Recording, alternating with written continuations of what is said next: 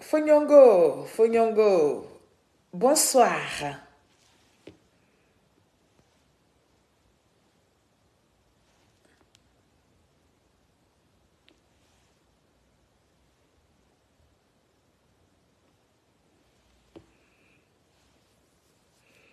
Bonsoir à tous.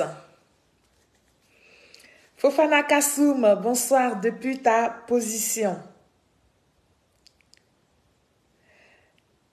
Famille, on va partager le direct.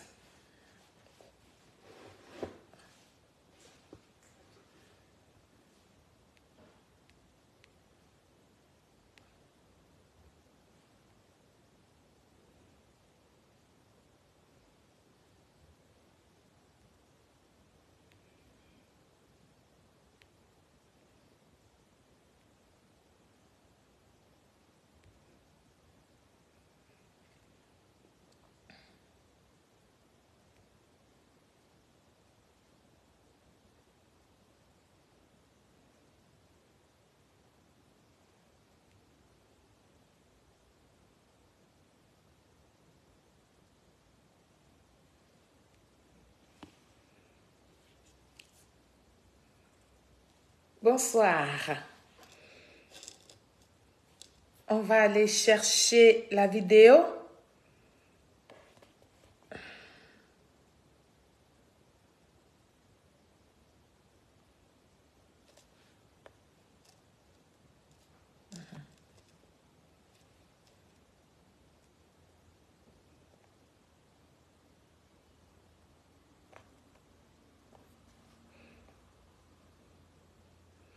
Rose Claire, bonsoir. Capuce, bonsoir. Merci. Oli Bakayoko, bonsoir.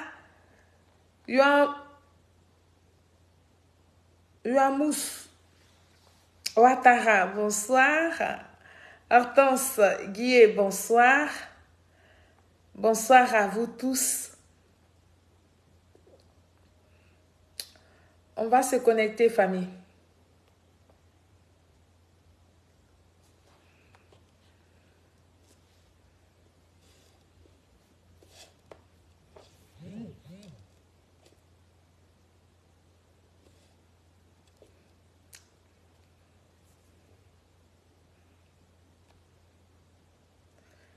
Alors, qu'est-ce qu'on me dit? Il manque peut-être dans votre réel, en savoir plus sur... Bonsoir. Adja Keita, comment tu vas? J'espère que tu vas bien. Bonsoir à vous tous. On va me taguer ici, Picheri Balé, avec tous ceux qui la soutiennent. Si vous les connaissez, il faut les taguer. Il faut taguer l'opposition des Côte d'Ivoire. Il faut taguer tous ceux qui se disent panafricains. Il faut taguer ceux qui sont allergiques à la vérité. Il faut taguer tout ce monde-là. Et puis, il faut faire en sorte que cette vidéo-là puisse aller très loin, c'est-à-dire puisse délivrer plus d'un. Parce que c'est ça notre but. Notre but, c'est de faire comprendre au peuple des Côte d'Ivoire ce que les autres sont en train de manipuler, le mensonge que les autres sont en train d'utiliser pour pouvoir les emmener à une révolte populaire. Et donc, nous sommes là pour les mettre à nu. Nous allons parler aujourd'hui. Nous allons essayer, n'est-ce pas, de parler à la population ivoirienne, de parler aux étrangers qui vivent en Côte d'Ivoire, de parler à tout ce monde-là pour leur montrer la vérité. Parce que l'histoire de la Côte d'Ivoire, elle est toute fraîche. L'histoire de la Côte d'Ivoire ne peut pas être créée, ne peut pas être transformée, n'est-ce pas, par ceux qui se prennent toujours pour des victimes. Donc, nous allons expliquer les choses au peuple des Côte d'Ivoire. C'est pour ça qu'aujourd'hui, on va mettre à nu le mensonge, les mensonges de la dame Picheri Balé, soi-disant société civile. On va la mettre à nu. On va essayer de vraiment prendre sa vidéo là qu'elle a faite hier pour pouvoir parler au peuple des Côte d'Ivoire. Donc, je compte sur vous pour que ce message-là arrive très loin. Hier, vous n'avez pas fait assez de partage. Ce n'est pas normal. quand nous sommes sur un direct, on ne fait pas le direct seulement pour ceux qui peuvent se connecter, ceux qui arrivent à payer Internet pour se connecter, mais nous faisons aussi le direct pour que ceux-mêmes qui ont des difficultés et que le jour qu'ils ont 200 francs ou 300 francs, qu'ils arrivent à se connecter, qu'ils tombent directement sur nos vidéos pour pouvoir, n'est-ce pas, nettoyer leur esprit des mensonges, de la manipulation qui a été dite et qui, n'est-ce pas, les empêche de réfléchir proprement dit. C'est de ça qu'il est question, famille. C'est pour ça, à chaque fois, j'insiste sur les partages. Ne vous lassez pas, ne vous fatiguez pas. Mettez ça dans les groupes parce que nous voulons sauver des vies. Nous voulons sauver des vies. Et nous comptons sur vous pour que ces vies-là soient sauvées. On va faire le maximum. On va faire le maximum. On va faire des efforts. On va faire des efforts pour que nous puissions parler au peuple de Côte d'Ivoire. Donc, je vous invite à continuer de faire les partages. Je vous invite humblement à continuer, sans arrêt, sans modération.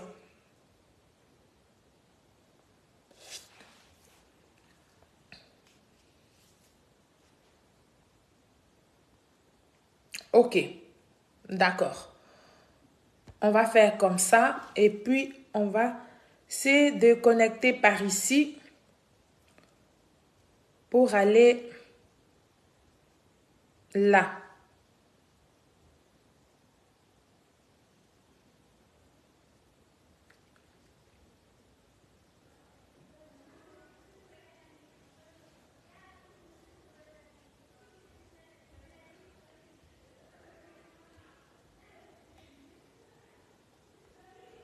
Bonsoir, bonsoir, bonsoir, bonsoir, bonsoir, bonsoir à tout le monde. J'espère que vous allez bien chez vous. J'espère que tout se passe bien chez vous. On va commencer ce direct-là, mais il faut taguer l'opposition de Côte d'Ivoire. Il faut taguer tous ceux qui soutiennent Picherik Balé. Tous ceux qui envoient Picherik Balé à venir embêter le peuple de Côte d'Ivoire. Il faut les taguer. Il faut taguer les gens du PDCI parce que souvent quand on parle, vous avez en esprit que les gens du PPACI, non. Le PDCI aussi est concerné. Tous ces gens-là, ils sont concernés parce qu'ils sont tapis dans l'ombre dans les œuvres que Picherik Balé commet en Côte d'Ivoire. La soi-disant société civile. Nous allons continuer d'expliquer. Oui, c'est important d'expliquer les choses au peuple de Côte d'Ivoire. Nous allons continuer de dire aux Ivoiriens pourquoi et comment M. Laurent Gbagbo a été, n'est-ce pas, déchu de ses droits civiques et politiques. Nous n'allons pas cesser parce que nous avons vu que sur la toile, les gens utilisent ça pour pouvoir manipuler, pour arriver à leur fin. Que vous connaissez, que je connais leur fin, c'est, n'est-ce pas, le soulèvement populaire. Mais nous, nous sommes là, nous allons pouvoir éclairer ce peuple de Côte d'Ivoire-là. Je vous invite à continuer les partages. Famille, nous allons commencer ce direct-là et les gens vont nous prendre en cours de chemin. C'est de ça qu'il s'agit. Bonsoir à vous tous. Bonsoir, bonsoir, bonsoir. Issa Kofi, mon fils, bonsoir depuis ta position.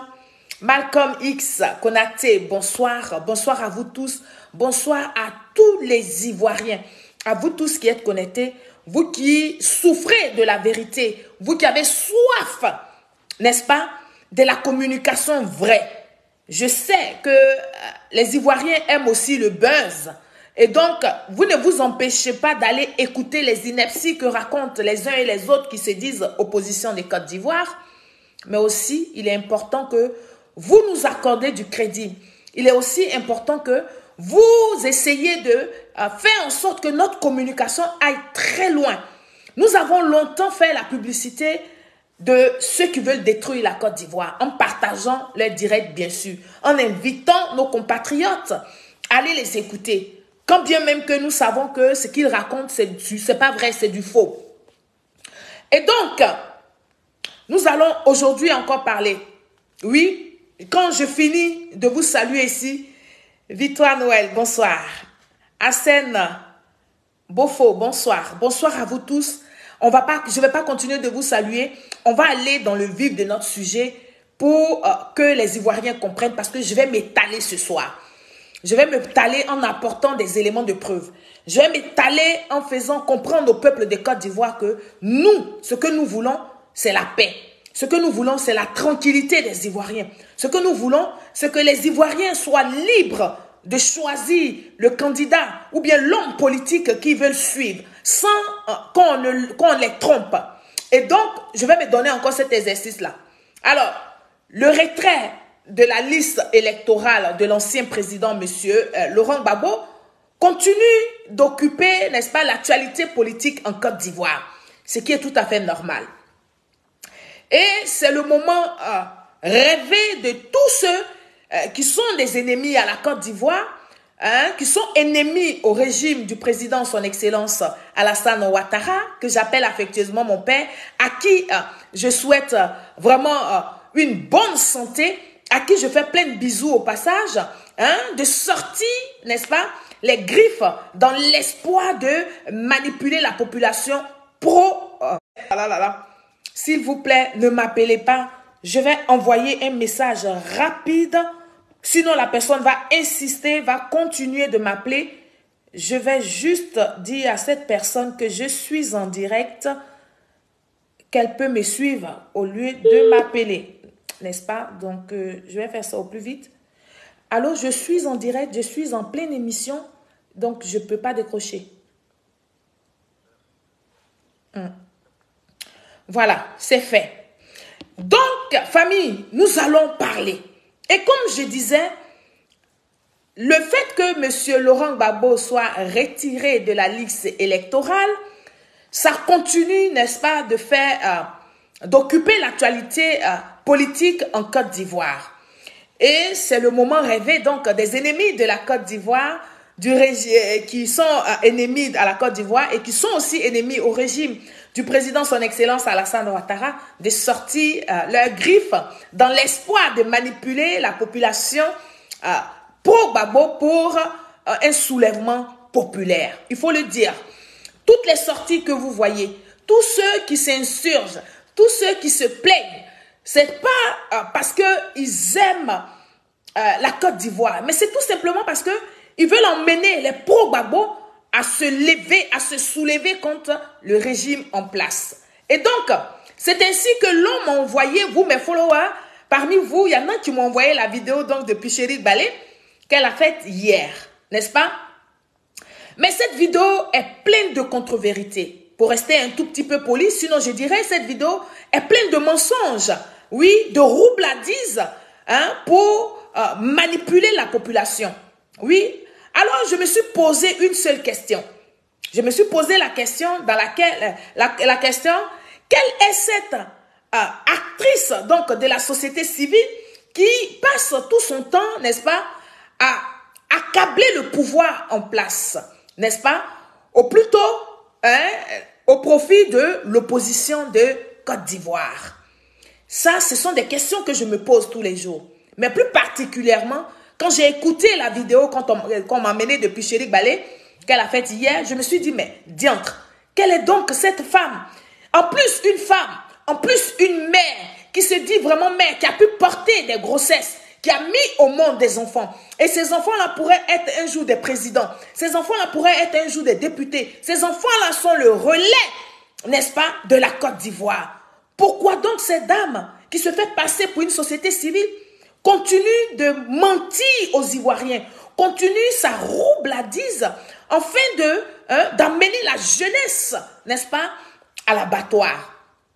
Oui, parce que nous avons une Picheri Balé qui nous a dit clairement dans cette petite vidéo que je vais vous montrer pour vous rappeler et pour qu'on soit au même niveau d'information, qui a clairement dit qu'elle a pris son bâton de pèlerin pour combattre le président, son excellence Alassane Ouattara, depuis le 11 avril. C'est-à-dire depuis qu'ils ont arrêté M. Laurent Gbagbo. C'est en ce moment-là que Picheri Balé a trouvé utile de parler société civile, a trouvé utile de parler pour les citoyens lambda, a trouvé utile, d'après elle, pour parler au nom de la Côte d'Ivoire, au nom de cette jeunesse-là.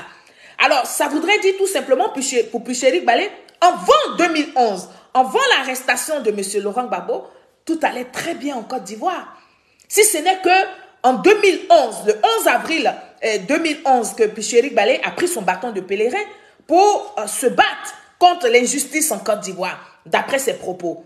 Trêve de commentaires, je vais vous présenter ici une vidéo de Pucherik Balé que j'ai nommée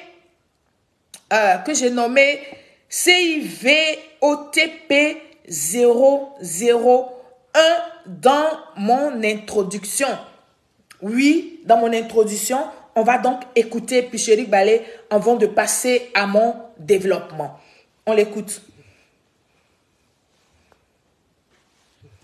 Et elle est tuée. Pourquoi quand Gbagbo n'était pas là, elle ne parlait pas? Pourquoi? Non, est-ce que chacun sait pourquoi il est né le jour où il est né? C'est une question de circonstances, de contexte.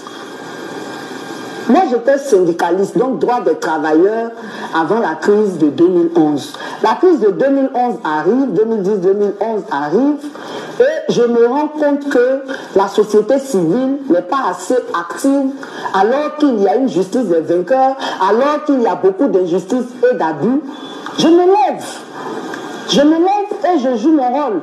Maintenant, ceux qui me reprochent de ne m'être pas levé plus tôt, là, ils auraient pu aussi le faire plus tôt, puisque plus tôt, ils ont vu des choses. C'était de leur droit de se lever aussi pour parler. Moi, c'est maintenant, là, c'est à partir de 2011, là, que j'ai vu ce qui pouvait me motiver à me lever pour parler, et je l'ai fait. Je n'ai pas de compte à rendre à qui que ce soit par rapport à ça. Mais j'en parle pour que ceux qui veulent comprendre, comprennent. Voilà. Ok. Et donc, Pucherik Balé nous dit clairement que c'est à partir de 2011, on va dire plus précisément le 11 avril 2011, que Pucherik Balé s'est rendu compte qu'en Côte d'Ivoire, il y a une justice des vainqueurs. Voilà. Et donc, elle prend son bâton de pèlerin d'après elle. Mais ce que vous et moi, ce que vous qui me regardez, vous devez comprendre, Pucherik Balé ne le fait pas parce que c'est là qu'elle a vraiment senti que il y avait problème en Côte d'Ivoire. Parce que Pucherik Balé est en Côte d'Ivoire. Pucherik Balé a toujours vécu en Côte d'Ivoire. Elle s'est dit que sous le règne de M. Laurent Gbagbo, avant 2011, la Côte d'Ivoire allait très bien. Elle s'est dit que la Côte d'Ivoire se portait tellement bien que Pucherik Balé ne voyait pas ce qui se passait avec nos populations du Nord. Et ça, c'est la question qui me trotte. Mais nous allons y aller dans le développement pour que vous qui me suivez, vous compreniez très bien le rôle de Pucherik Balé. Je sais que beaucoup d'entre vous ont commencé à comprendre le rôle de Pucherik Balé. Mais je vais insister et je vais persister sur mes propos en vous apportant des éléments de preuve et puis vous allez mieux comprendre le rôle que Pucherik Balé joue. Vous allez mieux comprendre la feuille de route que Pucherik Balé a. C'est pour ça que je vous demande, famille, vous qui me regardez, de taguer ici Pucherik Balé, de taguer tous ceux que vous connaissez qui sont dans la même situation que Pucherik Balé. Oui, qui se font utiliser parce qu'il y a des mains tapées dans l'ombre qui financent Pucherik Balé, qui l'entretiennent. Et donc, elle joue le rôle de ces personnes-là. Mais nous allons éclairer le peuple de Côte d'Ivoire. Je vous dis toujours que quand je fais mes vidéos, je ne fais pas les vidéos pour que Pucherik Balé arrête ce qu'elle est en train de faire. Non, pas du tout. Elle ne peut pas arrêter parce qu'elle a choisi de ne pas se débrouiller avec ses 10 mains. Elle a choisi de jouer ce rôle-là et donc, elle est financée par des gens. Elle est entretenue. Il y a des gens qui payent son loyer tous les mois. Il y a des gens qui lui donnent à manger. Il y a des gens qui lui ont acheté même un véhicule pour qu'elle sillonne la Côte d'Ivoire pour pouvoir prendre discrètement les contacts des Ivoiriens qui sont encore fermés, qui n'ont pas compris que la Côte d'Ivoire doit avancer avec tout le monde, avec tous ses enfants. Et donc, ces gens-là qui veulent se mettre en marge du développement de la Côte d'Ivoire, en marge de l'évolution de la Côte d'Ivoire, mais ça donne aux gestes, aux mensonges de Pucherik Balé. Donc, ce n'est pas à Pucherik Balé que je parle à cette classe d'Ivoiriens-là. Oui, et je parle aux couches faibles. Je parle à vous qui savez les choses, mais qui vous embrouillez parce que souvent, quand vous écoutez les autres cyberactivistes, vous pensez qu'ils sont dans la vérité. C'est pour vous que je suis là ce soir. Donc, vous allez faire le maximum de partage. C'est votre sacrifice sur ce direct-là. Alors, comme je vous le disais en introduction, Picherick Balé a produit une vidéo, n'est-ce pas, dans son émission intitulée « Les mardis de Picherick Balé ». Et donc, dans cette vidéo, Picherick Balé a carrément pris parti pour Monsieur Laurent Gbagbo. Oui, il faut le dire parce que c'est ce qui est. En disant tout simplement que l'État ivoirien, c'est Picherick Balé qui nous dit ça, l'État ivoirien n'a pas respecté, je dis bien, Picherick Balé nous dit l'État ivoirien n'a pas respecté la décision prise en 2020 par la Cour africaine des droits de l'homme et des peuples. Oui, demandons donc, cette Cour africaine qui demandait, demandant donc la suspension des poursuites, n'est-ce pas, contre Soro Kibafori Guillaume. Nous allons aller doucement, nous allons donner ça en dose homéopathique pour que vous puissiez comprendre dans quoi on est. Vous allez comprendre véritablement pourquoi Picherick Balé agit comme ça. On va continuer. Et donc, l'intégration de Soro Kibafori Guillaume et de M. Laurent Gbagbo sur la liste électorale. Sans plus tarder, mes amis, je vais donc vous présenter cette vidéo de Picherick Balé. Elle va vous parler elle-même et puis vous allez mieux comprendre la situation. Et puis on va poursuivre dans notre développement. Parce que nous, là, c'est ce que nous savons faire le mieux. Nous ne savons pas insulter. Nous ne savons pas mentir. C'est pour ça que nous ne pouvons pas avoir des millions de personnes sur notre direct. Parce que ce que nous disons là, c'est la vérité crue. Et seule la vérité écorche, seule la vérité blesse. Mais si tu acceptes de prendre cette vérité-là, tu seras affranchi et tu seras libéré, tu seras guéri totalement de toute cette haine-là que les gens sont en train d'attiser, que les gens sont en train de réchauffer encore pour pouvoir mettre en place le soulèvement populaire. On va écouter Picherick Balé ici. CIV OTP 002. Nous allons parler aussi de la liste électorale. La révision de la liste électorale aura lieu du 30 mai au 8 juin prochain et le président de la CEI à cet effet a rassemblé les partis politiques et les organisations de la société civile pour leur présenter l'opération et surtout pour les sensibiliser, à informer et à motiver les citoyens à s'inscrire. À cet effet, je voudrais vous dire d'aller sur le site de la CEI. Il y a un site là-bas. Quand vous allez sur le site de la CEI, vous allez voir une syntaxe qui vous permet de vérifier si votre nom est inscrit sur la liste ou pas. Et au cas où ça ne serait pas le cas, vous pouvez aller faire des réclamations. C'est une période de réclamation, c'est une période pour toutes les réclamations. Vraiment, nous voulons inciter les citoyens à s'impliquer dans cette opération. Comme nous l'avons dit dans l'une de nos publications, si vous refusez de voter, c'est le choix des autres qui va s'imposer à vous. Allez vous inscrire sur la liste électorale, votez, prenez votre destin en main, le destin de votre pays en main, soyez, impliquez-vous dans la gestion du pays à travers le vote, à travers le choix des maires, des députés et du président de la République. Donc vraiment, nous voulons vous encourager à cela.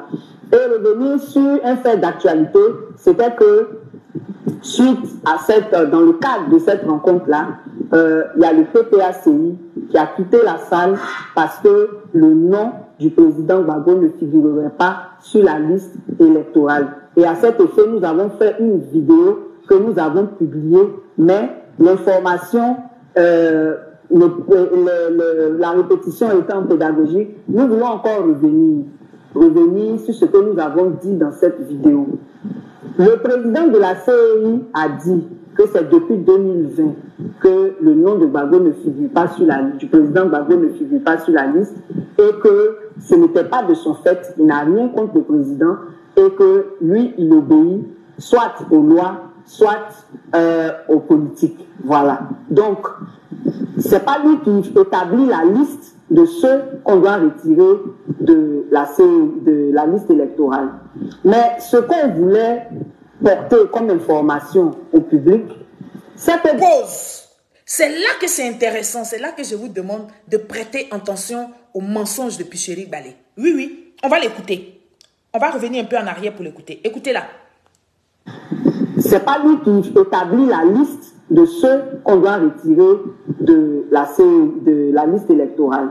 Mais ce qu'on voulait porter comme information au public, c'est que dans cette même année 2020 là, il y a eu 2 décisions de la Cour africaine des droits de l'homme et des peuples.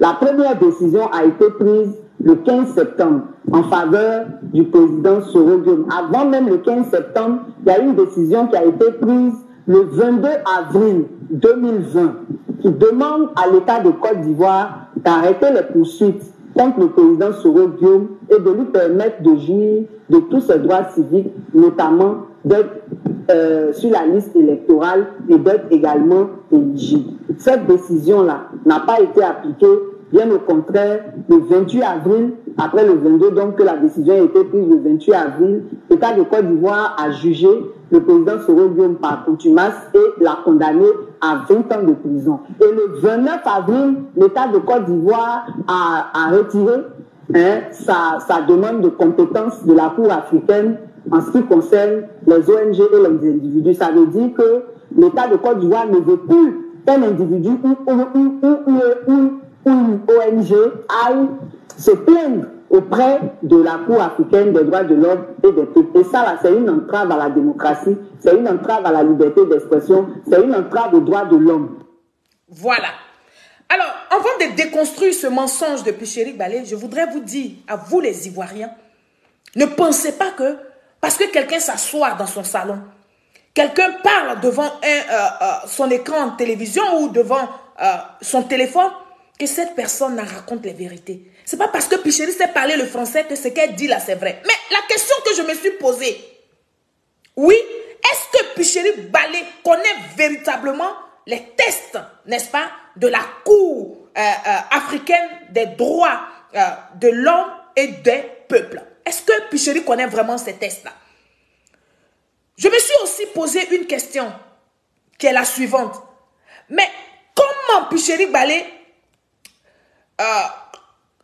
pose la question, comment je me suis posé aussi une question, la question de savoir comment une femme comme Picherick Balé, c'est-à-dire quand je parle d'une femme, c'est-à-dire parce qu'elle est mère, parce que dans sa vie elle a été une fois épouse, parce que dans sa vie elle a porté des grossesses.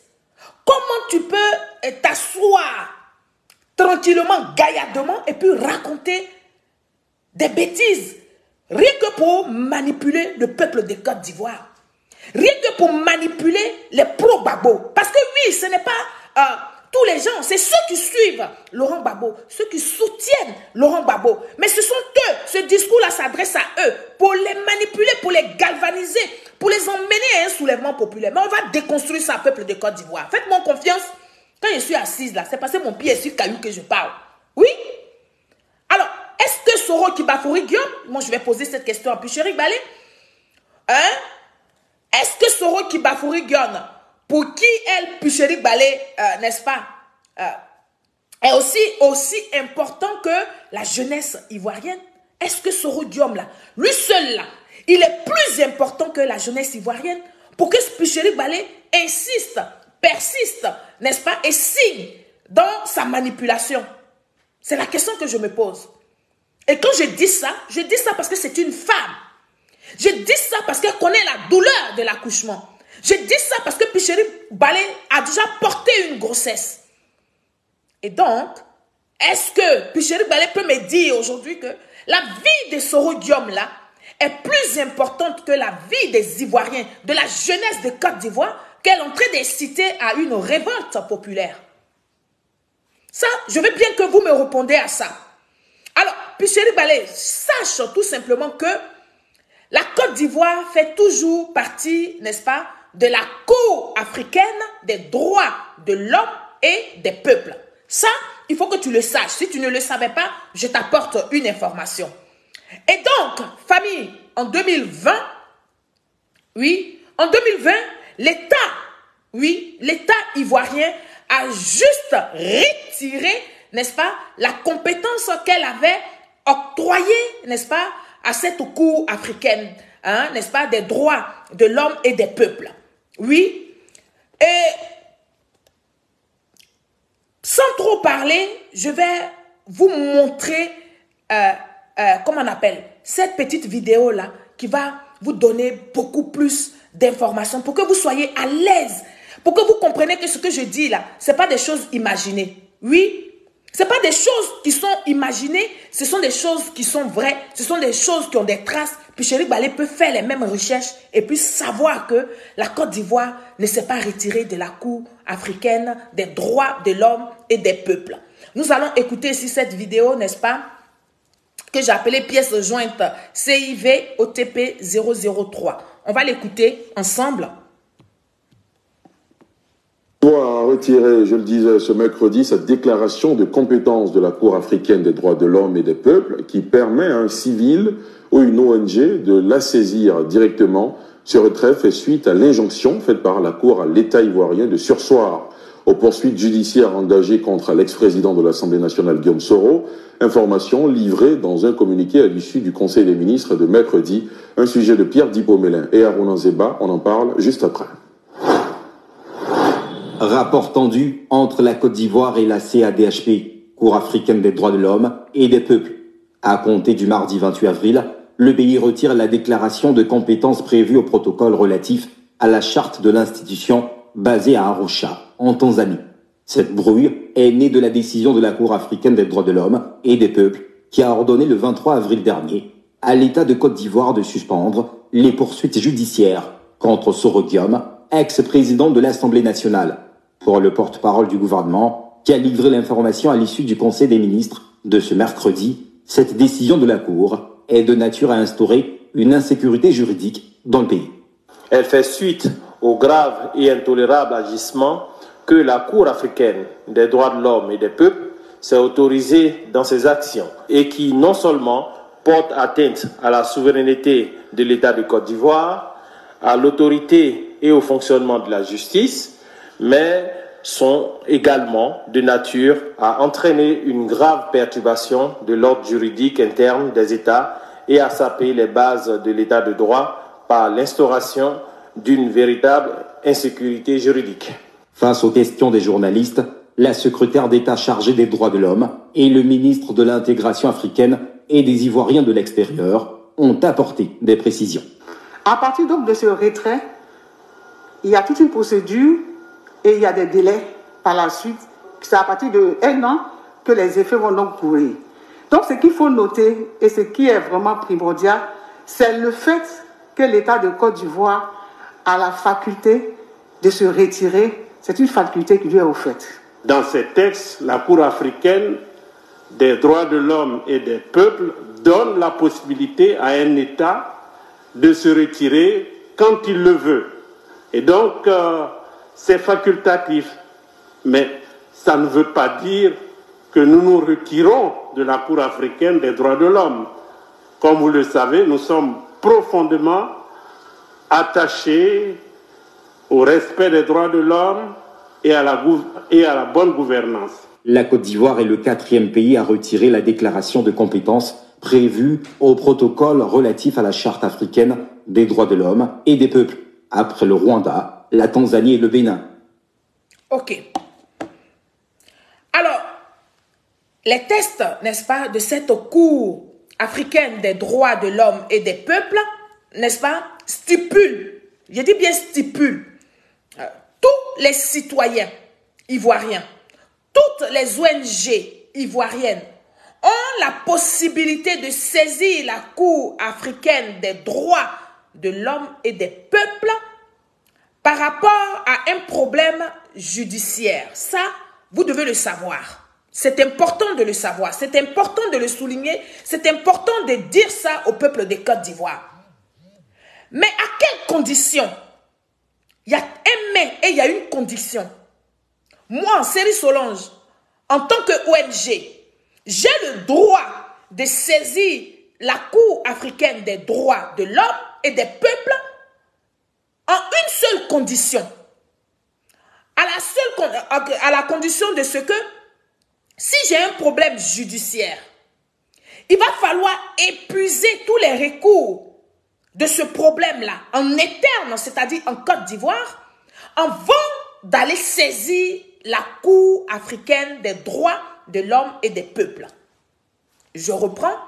Je dis, en tant que citoyen, toi, en tant que citoyen ivoirien, c'est-à-dire, on va parler de Soro Kibafori Diom parce que c'est l'exemple de Soro Diom qu'elle a pris. Soro Diom, en tant que citoyen ivoirien, oui, a le droit de saisir la Cour africaine.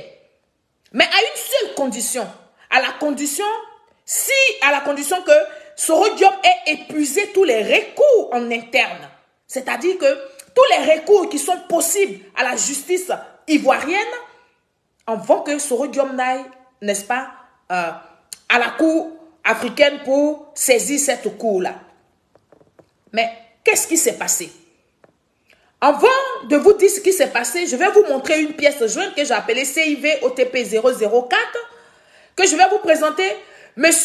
Sylvain Auré, un Ivoirien président de cette Cour africaine des droits de l'homme et du peuple qui va nous donner la version des faits. On va écouter ça ici. Le protocole portant création de la Cour africaine énumère les entités qui peuvent la saisir, notamment les États peuvent saisir la Cour africaine, les organisations intergouvernementales africaines, également la Commission africaine des droits de l'homme et des peuples, mais aussi les individus et les ONG. Au niveau des ONG et des individus, il faut préciser qu'il existe une condition, c'est celle de la déclaration qui est faite par les États qui ont ratifié les protocoles permettant aux individus et aux ONG de saisir directement la Cour. Il faut donc une déclaration spéciale faite par ces États-là. Ce sont donc ces entités-là qui peuvent saisir la Cour avec, comme je l'ai dit, la seule condition concernant les individus et les ONG, qui est formée par l'article 34.6. L'article 34.6, pour préciser, c'est le fait que les États qui ont fait cette déclaration-là pourront être directement à traite devant la Cour africaine des droits de l'homme, puisqu'elles permettent ainsi aux individus et aux ONG de pouvoir saisir cette juridiction-là contre ces États, effectivement, pour les violations alléguées des droits de l'homme et des peuples. Mais bien entendu, ces conditions-là ne sont pas les seules, puisque d'autant plus que avant de saisir la Cour, il faudrait avoir épuisé les voies de recours au niveau interne. Pause. Est-ce que vous avez entendu ça? Je reviens en arrière. Avant de saisir la Cour africaine des droits de l'homme et des peuples, il faudrait épuiser les voies de recours en interne, c'est-à-dire dans ton pays, avant de saisir cette Cour africaine des droits de l'homme et des peuples. On va revenir en arrière, vous allez entendre ça. Voilà. Aux individus et aux ONG de pouvoir saisir cette juridiction-là contre ces États, effectivement, pour les violations alléguées des droits de l'homme et des peuples. Mais bien entendu, ces conditions-là ne sont pas les seules, puisque d'autant plus que avant de saisir la Cour, il faudrait avoir épuisé les voies de recours au niveau interne.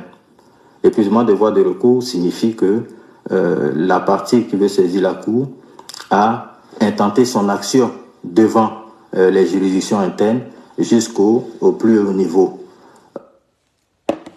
Voilà. Alors, Puchéri Balé, la Côte d'Ivoire, si tu ne le sais pas, la Côte d'Ivoire est un pays souverain. Oui, la Côte d'Ivoire est un pays souverain avec sa justice. Et c'est d'ailleurs pourquoi, quand tu as un souci net, tu dis tu vas aller porter plainte à la justice. Mais c'est parce que tu sais que la justice, là, elle est souveraine que tu fais ça. Alors, quand la Cour africaine des droits de l'homme et du peuple, et des peuples, n'est-ce pas, et du peuple ne respecte pas, je dis bien ne respecte pas les tests que cette Cour elle-même s'est librement donnée, tu t'attendais à quoi? Tu voudrais que... Qu'est-ce qui se passe? Oui, parce que ce sont ces pays-là qui font cette Cour. C'est pas la Cour. La Cour n'est pas faite d'un seul pays ou de 2 ou 3 pays. Non, pas du tout. Et donc, il faut des tests. Et les tests de loi de cette cour-là disent que il faut épuiser toutes les voies de recours en interne avant de la saisir. Mais est-ce que c'est ce que Soro Kibafori Guillaume a fait? Non, c'est pas ce que Soro Guillaume a fait. Alors, la Côte d'Ivoire n'a pas eu d'autre choix face à la décision, face à l'ingérence de la Cour, n'est-ce pas? De retirer sa compétence qu'elle avait elle-même octroyée à la Cour. Oui, et cela à cause de Soro Kibafori Guillaume. Oui, c'est à cause de Soro Guillaume que la Côte d'Ivoire a décidé, n'est-ce pas, de retirer ce qu'elle avait octroyé à la Cour pour la rendre encore plus forte en ce qui concerne les citoyens et les ONG en Côte d'Ivoire. Oui, c'est normal. Alors, et si, comment on appelle, et il a directement, oui, il a directement, cette cour-là, il allait toucher, Soro Guillaume allait directement toucher cette cour-là sans avoir épuisé, sans avoir vraiment épuisé tout ce qui est recours en interne, c'est-à-dire à la justice ivoirienne avant de sortir. Mais il s'est levé tout de suite et puis il est parti, n'est-ce pas, aller toucher la cour pour que cette cour-là s'ingère dans nos problèmes internes. Soro Guillaume s'est permis donc de valider, et cette cour-là s'est permise de valider la demande de Soro Kibafori Guillaume et demander à l'État, la cour même allait jusqu'à demander à l'État ivoirien de suspendre, n'est-ce pas, les poursuites contre Soro Kibafori Guillaume. Je vais vous présenter ici une vidéo qui est claire et nette dessus. Nous allons écouter donc les avocats de l'État de Côte d'Ivoire. Et puis, comme ça, vous allez mieux comprendre la situation. On écoute ici les avocats de l'État de Côte d'Ivoire. Comment pouvez-vous concevoir que parce qu'une personne allait se mettre en France, déclarer dans un hôtel qu'il est candidat à une élection, laquelle candidature n'est même pas encore ouverte, et ça constitue, ça consacre une motivation. Non, il a dit il est candidat, donc il faut lui permettre de faire campagne. J'ai dit plutôt, les motivations des décisions de la Cour sont de nature à jeter le discrédit sur cette Cour et qui puisse justifier que les États souverains puissent exercer leur droit, cette faculté qui leur a offerte, soit de maintenir la déclaration, soit de reprendre leur déclaration, comme ce qui a été fait par la Côte d'Ivoire. Rapidement. Un exemple précis, simple, pour terre à terre, pour qu'on comprenne. Allez-y. Moi, Maître Dieu Patrick, je vais m'asseoir dans mon cabinet de plateau et je prends une déclaration de candidature. Je suis candidat à l'élection présidentielle en Côte d'Ivoire en 2020. Et après ça, je sors et je m'avais violé des filles, des jeunes filles. Et on me poursuit. Et je cours à Arusha pour dire bonjour, monsieur le juge, j'ai fait telle déclaration tel jour à la presse. C'est passé sur les réseaux sociaux. Donc je suis candidat en Côte d'Ivoire, alors on veut m'empêcher d'être candidat. Arrêtez toutes les procédures contre moi. Mais les actes que j'ai posés. Est-ce que parce qu'on est candidat à une élection, on a le droit de faire n'importe quoi? Avant ou après? Soit. Je voudrais que les avocats de M. Soro Guillaume nous donnent la vraie lecture de l'ordonnance qui a été prise à Arusha. Parce que ce matin, on ne peut pas me dire que c'était simplement des mesures provisoires qui concernaient à sursoir les jeux d'un mandat ou non. Non. Parce que le lundi 27 avril, les avocats qui sont là ont écrit, ils ont fait un communiqué de presse. Ils ont indiqué dedans que l'État de Côte d'Ivoire s'apprêtait à tenir une audience le mardi 28, et que cette audience était contraire à l'ordonnance qui a été rendue par la Cour africaine des droits de l'homme. Parce que la Cour, en rendant cette ordonnance, a enlevé toute compétence aux justices ivoiriennes de pouvoir tenir cette ordonnance. Et donc c'est un procès, une parodie de procès. Ils l'ont écrit. Le mardi même, le jour de l'audience, ils ont écrit un courrier au président de la République, où ils ont repris le thème. C'est que pour eux, la lecture de cette décision de la Cour africaine des droits de l'homme, c'est que, comme elle a été rendue, aucune procédure ne doit être poursuivie contre Soro Guillaume. Alors pourquoi on vient sur ce plateau pour se débiner? Bernard. Oui. Pause.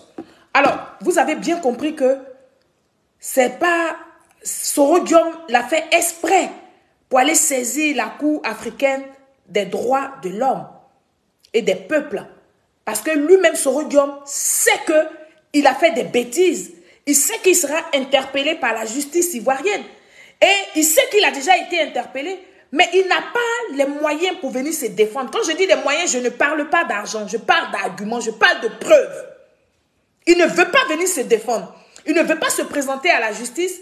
Donc, vous avez compris sa super chérie, il s'est précipité avant même qu'on ne donne la date d'ouverture pour le dépôt des candidatures. Il s'est précipité pour saisir Facebook, pour dire qu'il est, comment on appelle ça, il est candidat aux élections présidentielles. Et comme il est candidat, il faudrait arrêter toute poursuite contre sa personne pour qu'il rentre en Côte d'Ivoire et qu'il vienne faire campagne parce qu'il est candidat aux élections présidentielles. Et c'est pour ça que vous entendez l'intervention des journalistes, des avocats de la Côte d'Ivoire pour demander à cette cour-là, est-ce parce qu'on est candidat à une élection qu'on ne peut pas être poursuivi? Parce qu'on finit de faire des bêtises. Soit avant, on vient déclarer qu'on est candidat. Et puis, on va encore faire des bêtises. Quand on veut nous poursuivre, on revient pour dire, j'avais fait une demande, j'avais déposé un dossier pour dire que j'ai fait une déclaration pour dire que je suis candidat. Est-ce que ça a une valeur? Oui, parce que ce que Picherick Balé est en train de dire, Picherick Balé est en train de vous faire croire que la Cour africaine des droits de l'homme avait demandé à l'État de Côte d'Ivoire d'arrêter toute poursuite contre Soro Kibafoury Guillaume. Et donc, cette cour-là, d'après Picherick Balé, a demandé à ce que le nom de Soro Guillaume figure encore sur la liste électorale. Ce n'est pas possible, parce que Soro Guillaume n'est pas au-dessus de la loi. Mais famille, nous allons poursuivre. Avant de poursuivre, on va continuer d'écouter cette vidéo-là des avocats en train de nous expliquer comment les choses se sont passées. On va écouter ça. C'est quand même important parce que les gens veulent tromper les pro-Gbagbo. Oui, parce que les pro-Gbagbo, pour eux là, Gbagbo est une victime. Pour eux, à tous les coups, Gbagbo est une victime. Donc, Picherick Balé s'est saisi de tout ça là, de toute cette manipulation, de ces mensonges là, pour pouvoir les galvaniser, pour pouvoir les emmener à une révolte. Donc, suivez très bien les avocats de Côte d'Ivoire. Écoutez ça. 28, que cette audience était contraire à l'ordonnance qui a été rendue par la Cour africaine des droits de l'homme. Parce que la Cour, dans cette ordonnance, a enlevé toute compétence aux juridictions ivoiriennes de pouvoir tenir cette ordonnance. Et donc, c'est un procès, une parodie de procès. Ils l'ont écrit. Le mardi même, le jour de l'audience, ils ont écrit un courrier au président de la République, où ils ont repris le thème. C'est que pour eux, la lecture de cette décision de la Cour africaine des droits de l'homme, c'est que, comme elle a été rendue, aucune procédure ne doit être poursuivie contre Soro Guillaume. Alors pourquoi on vient sur ce plateau pour se débiner? Claire Bernard? Oui. Alors, depuis le début de ce débat, il y a un thème qui revient de façon récurrente. C'est l'acte de candidature de M. Guillaume Kibafoury Soro. Et dans la décision rendue par la Cour africaine des droits de l'homme des peuples, c'est le principal argument sur lequel se base cette Cour pour demander aux autorités ivoiriennes de surseoir à l'exécution du mandat d'arrêt. Moi, j'aimerais poser une question. La Cour a l'impression que, justement, on veut empêcher un candidat d'aller... Absolument. Bon, comme nous avons l'avantage d'avoir des juristes autour de cette table, moi, j'aimerais poser peut-être une question à la défense, sinon au conseil de M. Soro. Est-ce que le fait de se porter candidat, de déclarer une candidature à une élection, confère une immunité pénale absolue? Est-ce que le fait de se porter candidat à la candidature... Voilà, dans un pays... Est-ce que cela confère une immunité pénale? Non, Maître Gueux, vous allez avoir la parole tout à l'heure. Voilà. Et donc, plus loin, ces mêmes avocats de l'État, n'est-ce pas, c'est-à-dire Maître Ben Meïté et Maître Gueux, vont nous expliquer que l'affaire Soro Kibafoury Guillaume qui traînait en justice était encore pendante. Oui, ça veut dire quoi? Ça veut dire que, tout simplement, Soro Guillaume n'avait pas encore épuisé tout ce qui était recours en interne, c'est-à-dire à la justice de Côte d'Ivoire, et il est allé saisir la Cour africaine des droits de l'homme et des peuples. Alors, comme stipulent les tests de la Cour, et Soro Kibafoury Guillaume s'est dépêché vite fait, parce qu'il savait que cette Cour-là, les tests-là, nous permettent aux citoyens ivoiriens de saisir la cour. Mais ce qui n'a pas fait, ce qui n'a pas été dit clairement aux Ivoiriens, que Soro Diom a fait ça, mais parce qu'il avait déjà des acquaintances avec les gens là-bas. Mais mieux, Soro Diom n'avait pas encore même épuisé les recours en interne à la justice ivoirienne et puis s'est empressé. Et donc, vous allez écouter ici toujours les avocats de la Côte d'Ivoire. Et cette Cour africaine des droits de l'homme est constituée de près de 55 États. Je dis bien 55 États. Et il y a seulement 10 États, sur les 55 États là, il y a seulement 10 États qui ont donné compétence à cette Cour africaine des droits de l'homme et des peuples. Pire, sur les 10 États qui ont donné compétence, n'est-ce pas, il y en a 4 qui ont décidé de retirer leurs compétences à cette même Cour africaine des droits de l'homme et des peuples. Nous allons donc écouter cette vidéo que j'ai nommée CIV-OTP 006. On va l'écouter. C'est la première fois que l'État de Côte d'Ivoire est attiré devant cette juridiction. Est-ce que c'est la première fois que l'État de Côte d'Ivoire a perdu un procès devant cette juridiction? Pas dans tous les cas. Nous avons vu l'arrêt de 2016, qui aujourd'hui de fait juriste dans la Côte d'Ivoire. L'État a respecté cet arrêt. Il s'agit d'une décision qui porte atteinte à la souveraineté d'un État. Il s'agit d'une décision qui met qui embrouille le système judiciaire interne. Comment pour un individu, le système va s'arrêter de fonctionner? Quand la Cour africaine était saisie, au moment où elle était saisie de cette requête, les procédures étaient suivies contre des citoyens en Côte d'Ivoire. Les procédures étaient en cours. En cours. Est-ce que la Cour africaine a vu l'état de ces procédures? À quel niveau ils étaient? Donc il fallait épuiser tous les recours en Côte d'Ivoire avant d'aller devant cette Cour. Et c'est pour ça que nous avons plaidé l'incompétence de la Cour. Je voudrais me renchérir rapidement. Voilà, rapidement pour dire que j'essaie de comprendre un peu la logique de mon cher ami Assane Tiemoko. Si le recul est apprécié à la lumière de la première appréciation, à savoir c'était une avancée, je suis d'accord avec lui pour dire qu'il y a un recul. Parce qu'il a dit la Côte d'Ivoire a fait la déclaration, donc c'est une avancée. C'est cela. Et le retrait devient un recul. À ce seul niveau. Cette décision qui a été prise, qui a motivé le retrait de la déclaration de la Côte d'Ivoire, doit interpeller la conscience de tout Ivoirien. Pourquoi? De tout citoyen ivoirien. Pourquoi? Oui. Alors, à lire les motivations de la décision, au-delà de ce qu'a dit mon excellent confrère, à lire ses motivations. Il nous dit se inculper en ce qu'il est candidat à l'élection présidentielle, une élection qui n'est même pas encore ouverte. La candidature n'est même pas encore ouverte. En ce qu'il aurait fait une déclaration de candidature, il faut empêcher la justice de mener les enquêtes pour établir la réalité des faits aussi graves que ceux de détournement, de dénier, sac. Pause. Ça voudrait dire tout simplement que la cour là, la cour sur laquelle on devait s'appuyer, c'est-à-dire cette même cour, c'est-à-dire que veut qu'on accepte Soro Kibafori Diom, veut qu'on ne regarde pas si un candidat était un assassin ambulant ou était un violeur, mais qu'on l'accepte parce qu'il a fait une déclaration tout simplement pour dire que lui là, il est candidat aux élections présidentielles.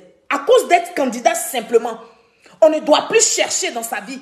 On ne doit plus fouiller si c'est un homme bien, si c'est un homme crédible, s'il n'a pas de casier judiciaire. C'est ce que la Cour veut nous dire. C'est pour ça que l'avocat de l'État de Côte d'Ivoire insiste dessus pour dire que ça devrait nous interpeller, ça doit t'interpeller, toi qui me regardes. Oui, toi qu'on veut amener dans les rues, là, ça doit t'interpeller. Est-ce que parce que Soro Diom est juste un candidat, qu'on ne doit pas le traduire en justice, qu'il ne doit pas répondre parce qu'il a été déjà traduit en justice? Dans le cas de Soro Diom, il devait répondre des actes qui lui sont reprochés. Alors, il ne veut pas répondre des actes qui lui sont reprochés. Il ne veut pas laver son image pour que ceux qui veulent le voter comme président de la République de Côte d'Ivoire aillent le voter tranquillement. Mais il préfère laisser le doute le flou dans l'esprit des Ivoiriens et puis aller être candidat, comment voudriez-vous que nous savons, nous peuple, nous savons que Soro Guillaume est poursuivi et puis on le laisse venir être candidat, c'est-à-dire on va mettre à la tête de notre État un voyou pantanté. On va mettre à la tête de notre État un tueur ambulant. On va mettre à la tête de notre État un violeur, un éventreur des femmes enceintes. C'est ce que la Cour africaine veut qu'on accepte. Si vous écoutez très bien les propos. Alors si tu es ivoirien, si tu es citoyen même lambda, tu dois t'indigner face à ça. C'est pourquoi nous avons soutenu le président, son excellence Alassane Ouattara. Nous avons soutenu le gouvernement de Côte d'Ivoire quand le gouvernement de Côte d'Ivoire a retiré ses compétences à cette cour-là. C'est de ça qu'il est question, famille. Ne suivez pas les gens parce qu'il faut les suivre. Ne suivez pas les gens parce que vous êtes de même ethnie qu'eux. Ne suivez pas les gens parce que vous faites le culte de la personnalité. Suivez des gens crédibles. Suivez des gens honnêtes. Suivez des gens qui sont capables de répondre devant une justice quand ils sont reprochés, quand on leur reproche des faits. C'est de ça qu'il est question ici, ce soir. Ce direct que je fais là, c'est pour vous interpeller, vous, peuple de Côte d'Ivoire. Ce direct que je fais là, c'est pour vous emmener à comprendre que les gens veulent imposer à la Côte d'Ivoire des voyous, des gens qui ont commis des crimes et que, parce qu'ils sont des personnalités politiques, on doit pas, la justice ne doit pas les poursuivre. Si comme la justice de Côte d'Ivoire était taillée sur mesure pour nous les pauvres, pour nous les citoyens lambda, pour ceux qui ne font pas la politique, et la justice doit pas être, la loi doit pas être appliquée à tous ceux qui font la politique et qui commettent des actes condamnables. Voilà où vous devez vous poser les questions. C'est là que vous devez trouver des réponses pour nourrir votre conscience, pour nourrir votre âme. On va continuer d'écouter les avocats de Côte d'Ivoire. Écoutez-les. Alors, à lire les motivations de la décision, au-delà de ce qu'a dit mon excellent confrère, à lire ses motivations. Il nous dit se inculpé en ce qu'il est candidat à l'élection présidentielle, une élection qui n'est même pas encore ouverte. La candidature n'est même pas encore ouverte. En ce qu'il aurait fait une déclaration de candidature, il faut empêcher la justice de mener les enquêtes pour établir la réalité des faits aussi graves que ceux de détournement, de deniers sacrés de l'État. Il ne faut pas mener d'enquête contre des personnes qui sont suspectées d'avoir attenté à la sécurité publique, à la sérénité de l'État. Tout Ivoirien devrait être choqué par une telle décision, que je respecte par ailleurs, en ma qualité d'avocat. Mais je veux dire que ce n'est pas la première fois. Ils rendent des décisions souvent même difficilement exécutoires, qui ne sont même pas exécutoires, comme c'est le cas. Et je l'ai toujours soutenu. Comment on demande à quelqu'un de surseoir à l'exécution d'un mandat de dépôt, alors même et surtout que la personne a été déjà mise à la disposition du régisseur. Comment sursoit à son exécution? Très bien, on vous a bien compris. Kra Bernard. Ok. Toute proportion gardée, je pense qu'il faut être relatif, surtout quand on évoque la thèse de recul en matière des droits de l'homme. Alors, Maître Mété l'a dit tout à l'heure, c'est vrai, la Côte d'Ivoire ne reconnaît plus la compétence de la Cour africaine des droits de l'homme et des peuples.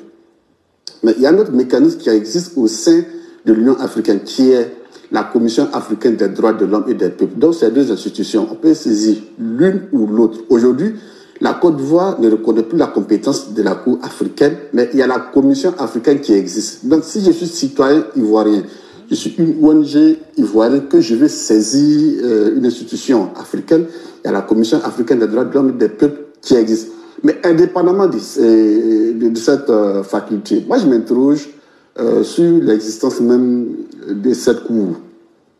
Le confrère Saleh Timoko a parlé tout à l'heure, il a dit tout à l'heure que la Côte va être entrée dans la cour des grands, et bon, donc, par avoir des conséquences en train de sortir de la cour des grands. Et moi je m'interroge, quelle est cette cour des grands qui n'attire pas du monde?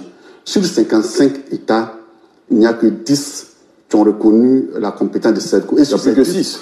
Et sur ces 10, il y a 4 qui ont décidé de le sortir, y compris La Tanzanie qui abrite même le siège de cette Cour africaine des droits de l'homme et des peuples. Manifestement, il y a problème. Il y a problème, il faut revoir certainement peut-être le mode de fonctionnement de cette juridiction, de fait à attirer les autres États africains. Si cette institution est aussi sublime comme nous le ferait quoi, pourquoi les autres États, les 55 États, réussissent à reconnaître la compétence de cette Cour? Je m'interroge. Voilà. Et donc, Puchéry Balé, oui, voici donc les raisons qui ont poussé la Côte d'Ivoire, n'est-ce pas, à retirer sa compétence. Et plus loin, nous allons découvrir, plus loin nous avons... et plus loin, donc, comme je disais, excusez-moi, nous avons découvert que le président de cette Cour africaine des droits de l'homme et des peuples, monsieur Sylvain Auré, a un cabinet, je dis bien a un cabinet. Vous savez, le gouvernement de Côte d'Ivoire que vous voyez là, le président, son excellence Alassane Ouattara, il ne nomme pas les gens comme ça, comme on avait vu ça autrefois. C'est-à-dire des gens qui nomment les gens par acquaintance, par amitié, par je sais pas, par copinage. Et donc, si vous voyez le président qui ne parle pas, qui ne parle que 2 fois dans l'année, tape le poing sur la table pour dire que je retire les compétences que la Côte d'Ivoire avait octroyées à la Cour, mais sachez que c'est parce que le président même a son pied sur caillou.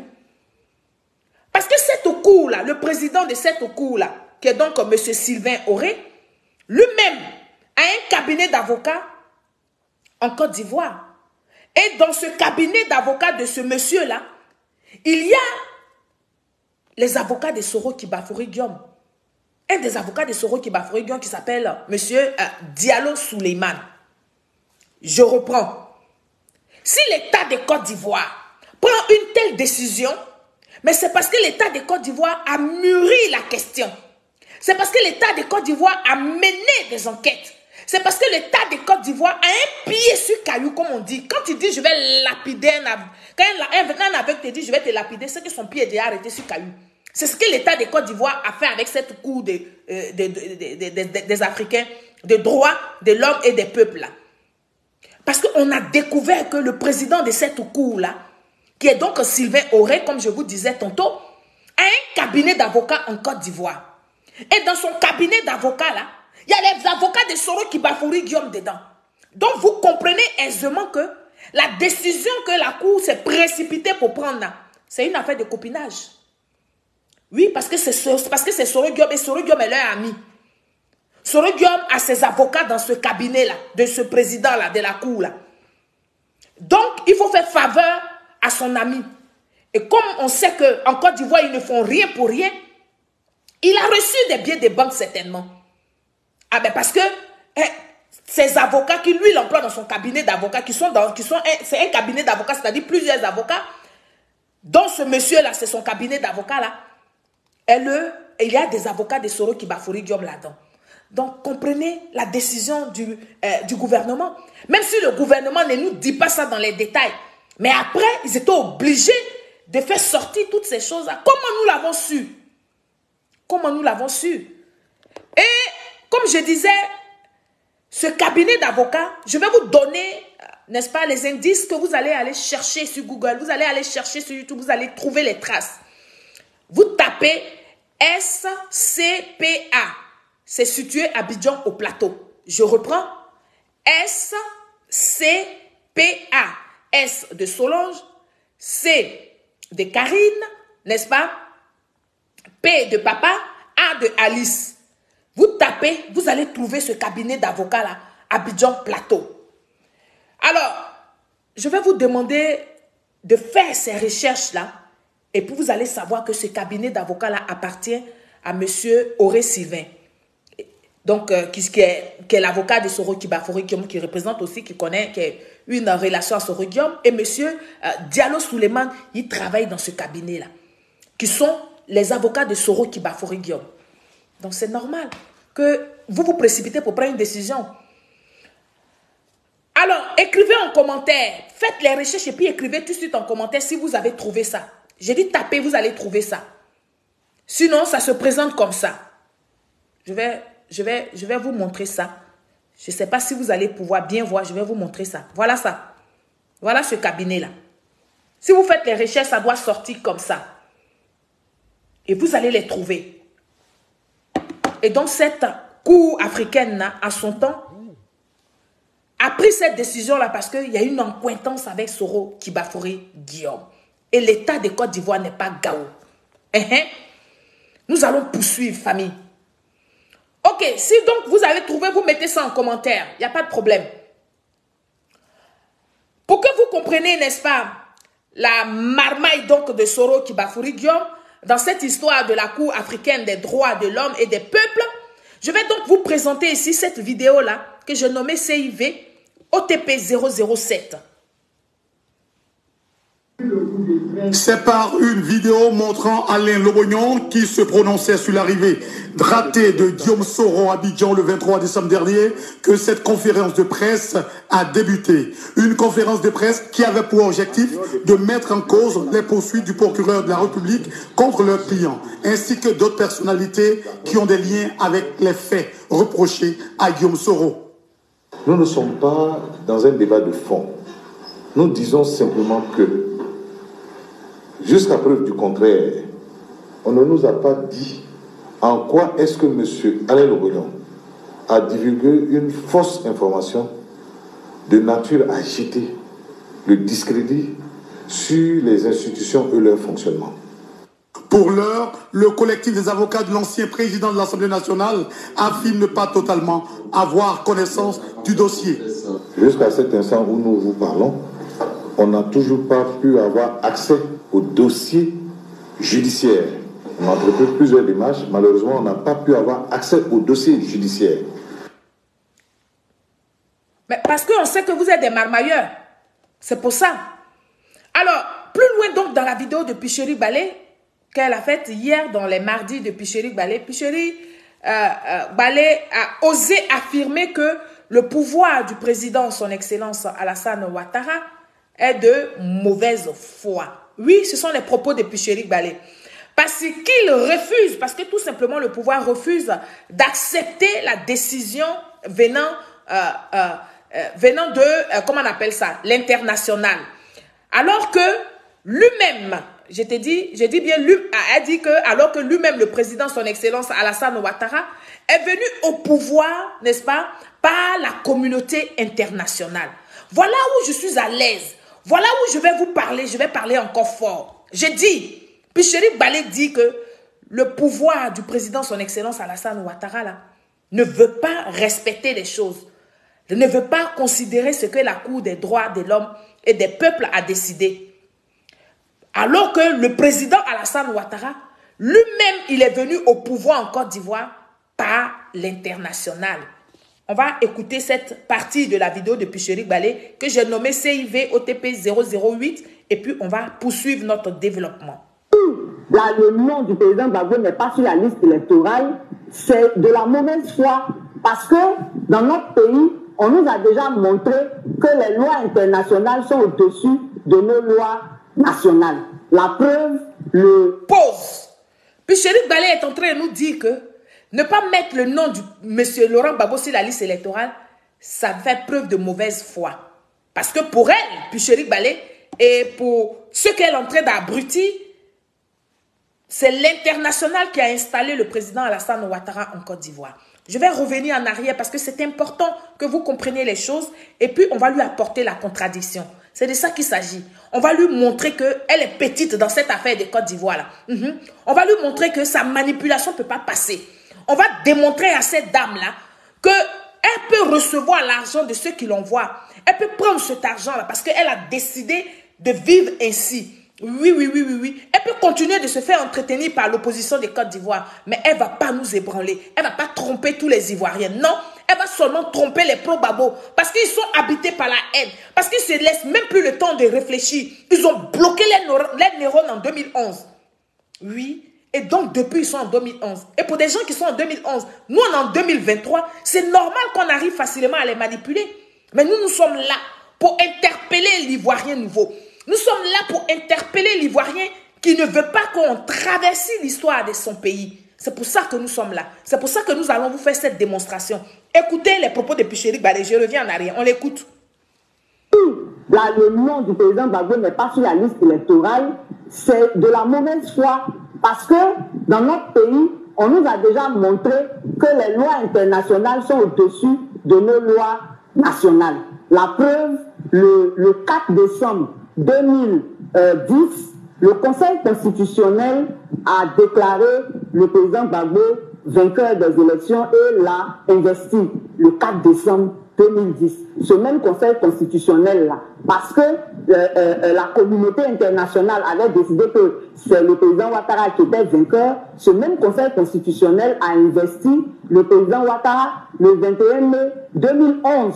Voilà. Donc, cette communauté internationale-là, la Cour africaine en fait partie, et nous sommes signataires de la charte de la Cour africaine qui date de mars 1992. Nous sommes signataires du protocole de 2004. Nous sommes aussi, nous avons déposé une déclaration de compétence de la Cour africaine pour les individus et les ONG le 13 juillet 2013. Et c'est pour cela que la PDH a pu porter plainte. C'est pour cela que le président Soro, comme le président Gbagbo, on peut aussi déposer. L'État dit qu'il ne veut plus. Mais ce n'est pas normal. Vous ne pouvez pas obéir aux décisions de justice quand ça vous arrange. Voilà. On peut mentir comme ça et puis être à l'aise. On peut faire croire aux Ivoiriens que c'est l'international, c'est la communauté internationale qui a installé le président son excellence Alassane Ouattara. On peut faire croire au peuple de Côte d'Ivoire que c'est le président qui a invité la communauté internationale en Côte d'Ivoire. On peut mentir comme ça. Et puis on peut se prendre pour une société civile. C'est faux, Picherik Balé. Moi, je te fais la démonstration. Oui, oui. Le président, son excellence Alassane Ouattara, que j'appelle affectueusement mon père, l'homme crédible. C'est-à-dire que l'ange que Dieu a emmené à la Côte d'Ivoire n'a jamais appelé la communauté internationale en Côte d'Ivoire. Jamais. La personne qui a invité la communauté internationale dans nos problèmes, dans nos conflits post-électoraux, mais c'est bien ton mentor, M. Laurent Gbagbo. Ce n'est pas le président, son excellence Alassane Ouattara. Oui. Le président, son excellence Alassane Ouattara n'a jamais invité la communauté internationale afin de lui donner, n'est-ce pas, le pouvoir en 2010. Ça, jamais. Et vous, le peuple de Côte d'Ivoire, je voudrais que vous soyez fiers du président, son excellence Alassane Ouattara. Parce qu'il est resté calme. Il est resté zen attitude. Il est resté température 37 degrés. Ça n'a pas chauffé chez lui. Il n'a pas fait appel à quiconque. Oui, c'est M. Laurent Gbagbo qui sait qu'il n'a pas gagné des élections. Et donc, pour faire croire à ce peuple analphabète, pour faire croire à ce peuple qui a été dominé, pour faire croire à ce peuple qui a été manipulé, lavement des cerveaux, que lui c'est un homme de paix, donc il appelle tout le monde à venir s'ingérer dans nos conflits post-électoraux. C'est lui donc qui a invité la communauté internationale. Puis Picherik Balé, tu étais en Côte d'Ivoire mais tu n'étais pas en Côte d'Ivoire. Mais si tu n'étais pas en Côte d'Ivoire, la fille du Prado va te donner les preuves. Et puis tu vas t'en servir. Oui, c'est de ça qu'il est question. Alors,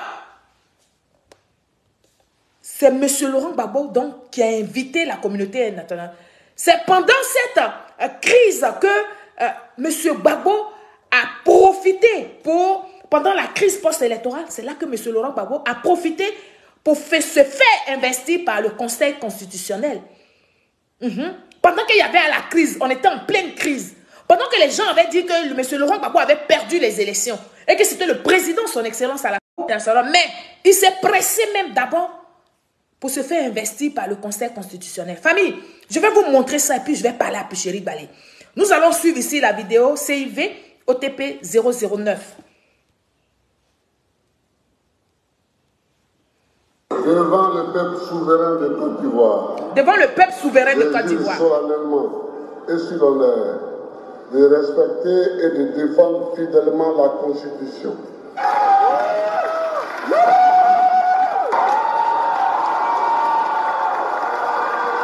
Ces médaillons portent à l'avers les attributs. Nous sommes en train de construire la République et nous sommes en train de construire la démocratie. Moi, en représentant le peuple de Côte d'Ivoire, Je ne manque de respect à personne parce que je ne veux pas que quelqu'un nous manque de respect. Ces derniers jours, j'ai noté des cas graves d'ingérence. Je souhaite... Pause. Écoutez-le très bien. Comment il fait le lavement des cerveaux à tous ceux qui l'écoutent, au peuple de Côte d'Ivoire. C'est-à-dire qu'il se fait investir et pendant ce temps, il fait son discours. Dans son discours, il est en train de faire croire au peuple de Côte d'Ivoire que nous avons d'autres pays. Nous avons la communauté internationale qui s'est ingérée dans nos problèmes. Écoutez-le très bien, M. Laurent Gbagbo. Écoutez-le très bien. Et que lui, Laurent Gbagbo, il n'invite pas la communauté internationale. Il n'a besoin de personne parce qu'il voulait galvaniser la foule. Parce qu'il est en train de faire comprendre à la foule que lui, Laurent Gbagbo, c'est le peuple qui l'a voté. Alors que c'est faux. C'est archi faux. Parce que 2 minutes après, vous allez voir ce même Laurent Gbagbo demander à la communauté internationale de venir en Côte d'Ivoire pour s'ingérer dans notre crise post-électorale. Que puis Chéri Balé, tu ne vas pas nous la faire en l'envers. Ce n'est pas à nous là qui savons lire et écrire. Ce n'est pas nous qui avons du mal à accepter certaines choses. Ce n'est pas nous qui réfléchissons là. Ce n'est pas à nous que tu vas faire croire que c'est le président, son excellence Alassane Ouattara, qui a appelé la communauté internationale en Côte d'Ivoire. Ce n'est pas à nous autres là. Tu vas le dire pour que les pro-Gbagbo t'applaudissent. Oui. Tu vas le dire pour que le PDCI continue de t'entretenir. Oui. Tu vas le dire. Parce que ceux qui sont tapis dans l'ombre, qui cotisent pour payer ton loyer, qui cotisent pour te donner de l'argent de carburant pour ta voiture, qui cotisent pour payer tes services, à ceux-là que tu vas faire croire ce que tu es en train de dire. Mais pas à toute la Côte d'Ivoire. Pas à nous qui avons pris la peine de partir un peu à l'école. Non, ce n'est pas à nous que tu vas faire croire ces choses-là. Famille, on va écouter M. Laurent Gbagbo jusqu'à la fin. On revient un peu en arrière. Écoutez-le. Je ne veux pas que quelqu'un nous manque de respect. Ces derniers jours, j'ai noté des cas graves d'ingérence. Je souhaite que les uns et les autres se ressaisissent. Nous n'appelons pas quelqu'un pour venir gérer notre pays. Ok. Nous n'appelons pas quelqu'un pour venir gérer notre pays. Ça sort de la bouche de M. Laurent Gbagbo. Écoutez-le jusqu'à la fin. Ouais. Pas quelqu'un pour venir gérer notre pays. D'accord. Or, l'organisation et la proclamation des résultats fait partie de la gestion souveraine d'un pays. Chacun prend ses dispositions, mais des dispositions différentes. Moi, je prends des dispositions légales. Toujours.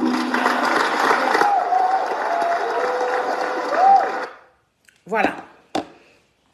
Alors, puis Chéri Balé la menteuse. Puis Chéri Balé la roublade. Oui, puis Chéri Balé, comme le bon Dieu ne dort pas, comme le bon Dieu est juste, comme le bon Dieu aime la vérité, ton même mentor, M. Laurent Gbagbo, qui a dit qu'il ne voulait pas, qu'il ne voulait pas de l'ingérence de la communauté internationale, c'est encore lui le même M. Laurent Gbagbo, le monsieur qui vacille, monsieur qui dit une chose à midi et à midi, une minute dit son contraire. C'est encore lui, ce M. Laurent Gbagbo, qui a convié, je dis bien qui a convié, n'est-ce pas, la communauté internationale à venir statuer sur la crise post-électorale en Côte d'Ivoire. Mais c'était une erreur monumentale. C'était une erreur monumentale. Le président, son excellence Alassane Ouattara, était assis comme ça, au Golf Hotel. Il avait sa main sous son menton. Il avait son petit Nokia dans sa main. Et puis il regardait M. Laurent Gbagbo se dire et se dédire. Est-ce qu'il y a un Ivoirien qui est présent sur cette vidéo-là? Je dis, M. Laurent Gbagbo qui vous a tenu ce discours-là lors de son investiture, il dit, il ne manque pas de respect à quelqu'un dont il ne voudrait pas que quelqu'un lui manque de respect. Par conséquent, il ne veut même pas que quelqu'un s'ingère, c'est-à-dire la communauté internationale, vienne s'ingérer dans la crise post-élection, dans nos élections en Côte d'Ivoire. Le même M. Laurent Gbagbo, le coq n'a même pas encore chanté 3 fois. C'est lui, M. Laurent Gbagbo, qui reprend le micro, qui s'adresse à la Côte d'Ivoire, mais qui s'adresse au monde entier somme que comment on appelle la constitution, comment on appelle ça, Yao Paul Ndri a investi, le conseil constitutionnel a investi, il a prêté serment. Il finit de prêter serment et puis il appelle la communauté internationale pour dire venez, c'est vrai, j'ai porté serment, j'ai prêté serment, mais moi-même je sais que je n'avais pas gagné et puis j'ai usurpé. J'ai usurpé et je suis allé prêter serment. Je vous invite donc à venir ensemble pour qu'on gère, pour qu'on essaie de demander pardon à Alassane Ouattara pour dire que comme j'ai déjà prêté serment, il n'a qu'à me laisser le pouvoir. On peut faire ça à un peuple. Puis Chéri Balé, tu n'étais pas en Côte d'Ivoire.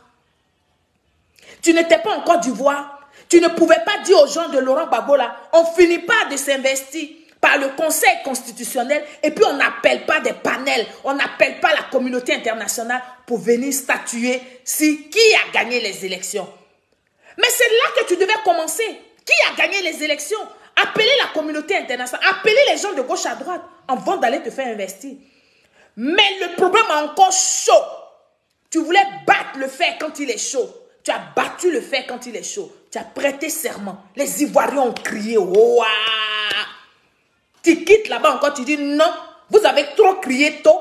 Ressaisissez-vous parce que moi-même je sais que je n'ai pas gagné, mais j'ai usurpé, donc je vais faire appel à la communauté internationale. Puis Chéri Balé, c'est moi la fille du Prado, c'est moi qui vais détruire ce que tu es en train de dire là. Parce qu'un mensonge, une femme ne ment pas comme ça. Une femme qui pousse à la maternité, une femme qui porte une grossesse, une femme qui éduque ses enfants, une femme qui est soucieuse de ce que son époux soit un homme digne, ne peut pas mentir comme ça à une nation.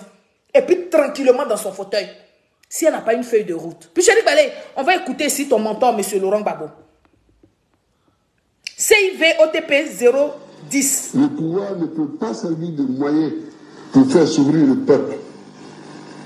Je ne veux plus que le sang soit versé. Je ne veux plus de guerre. Je ne veux pas que le sang d'un seul Ivoirien soit versé. Je ne veux pas d'une guerre en Côte d'Ivoire qui peut s'étendre aux pays voisins ou les affaiblir.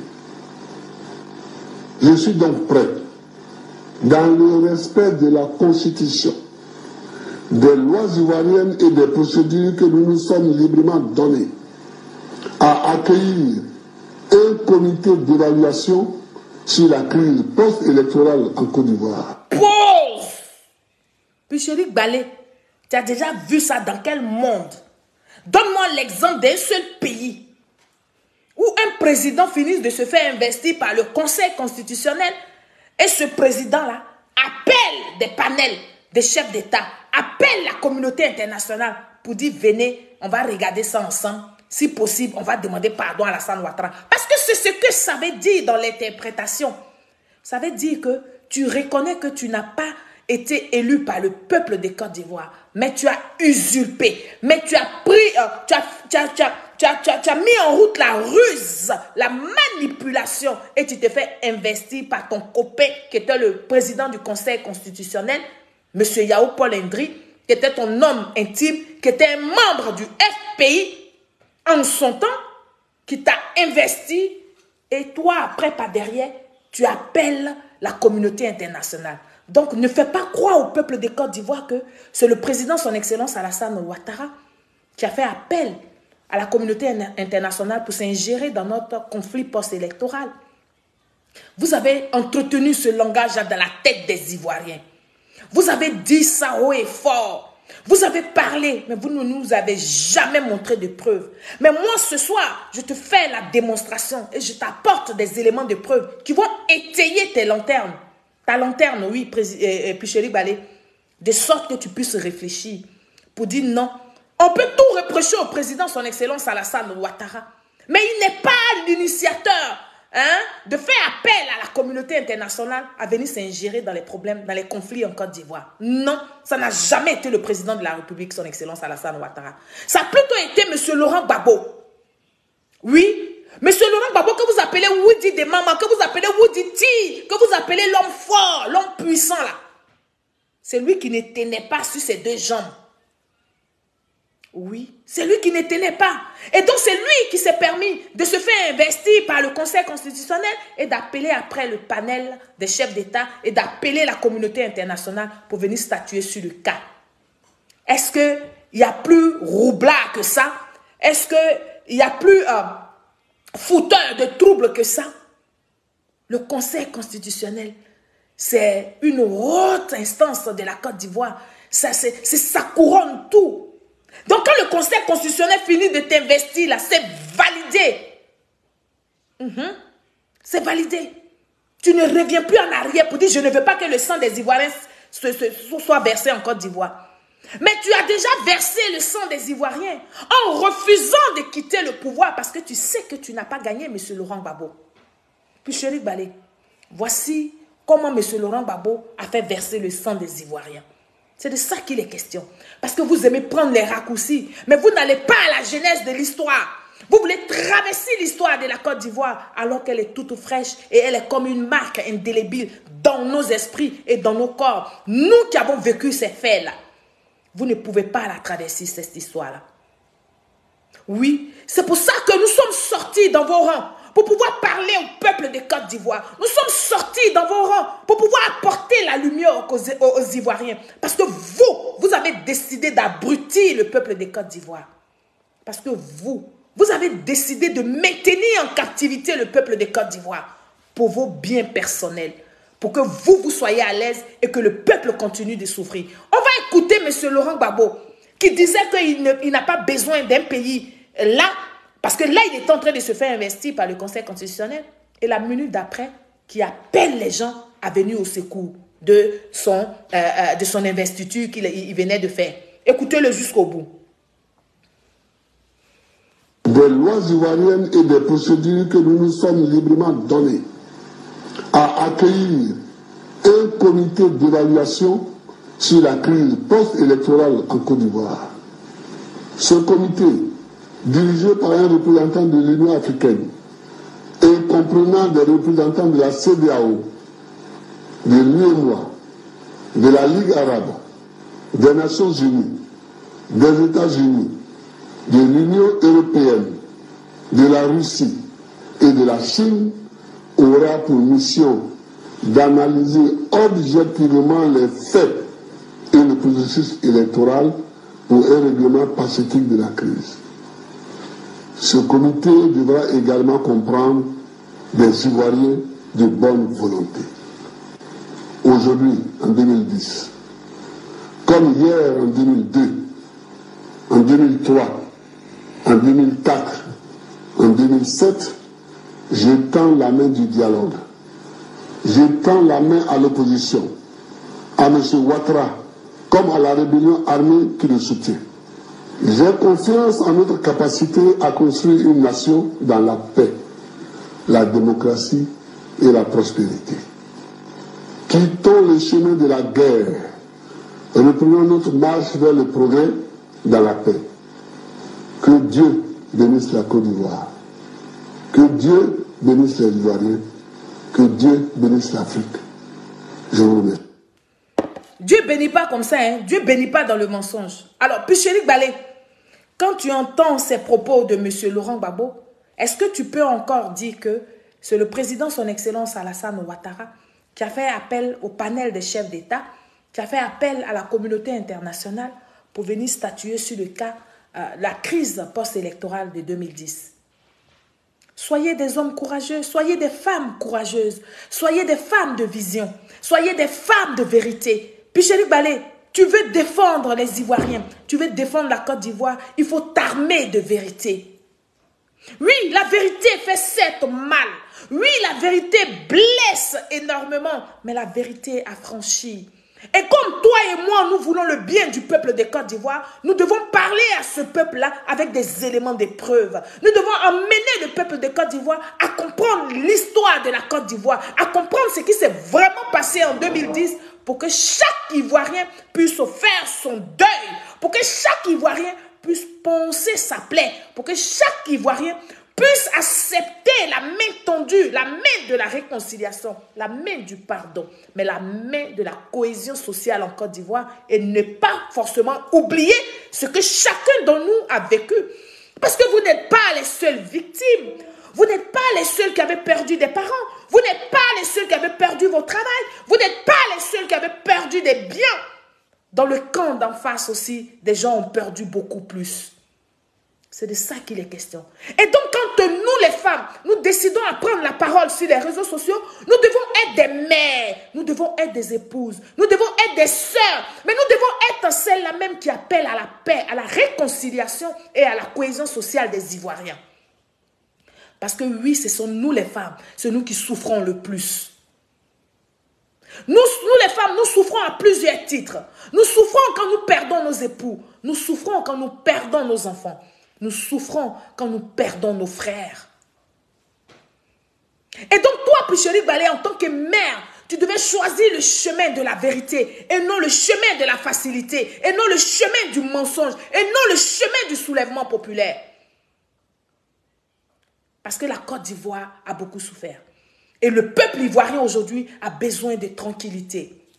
Même si ce peuple-là ne mange pas à sa faim, mais le peuple a besoin de paix pour envisager une vie meilleure. Picheri Balé, on va continuer parce qu'il faut continuer. Je dis, quand je finis de vous montrer cette vidéo-là, est-ce que vous êtes capable de dire que c'est le président, son excellence Alassane Ouattara, qui a appelé la communauté internationale en Côte d'Ivoire en 2010?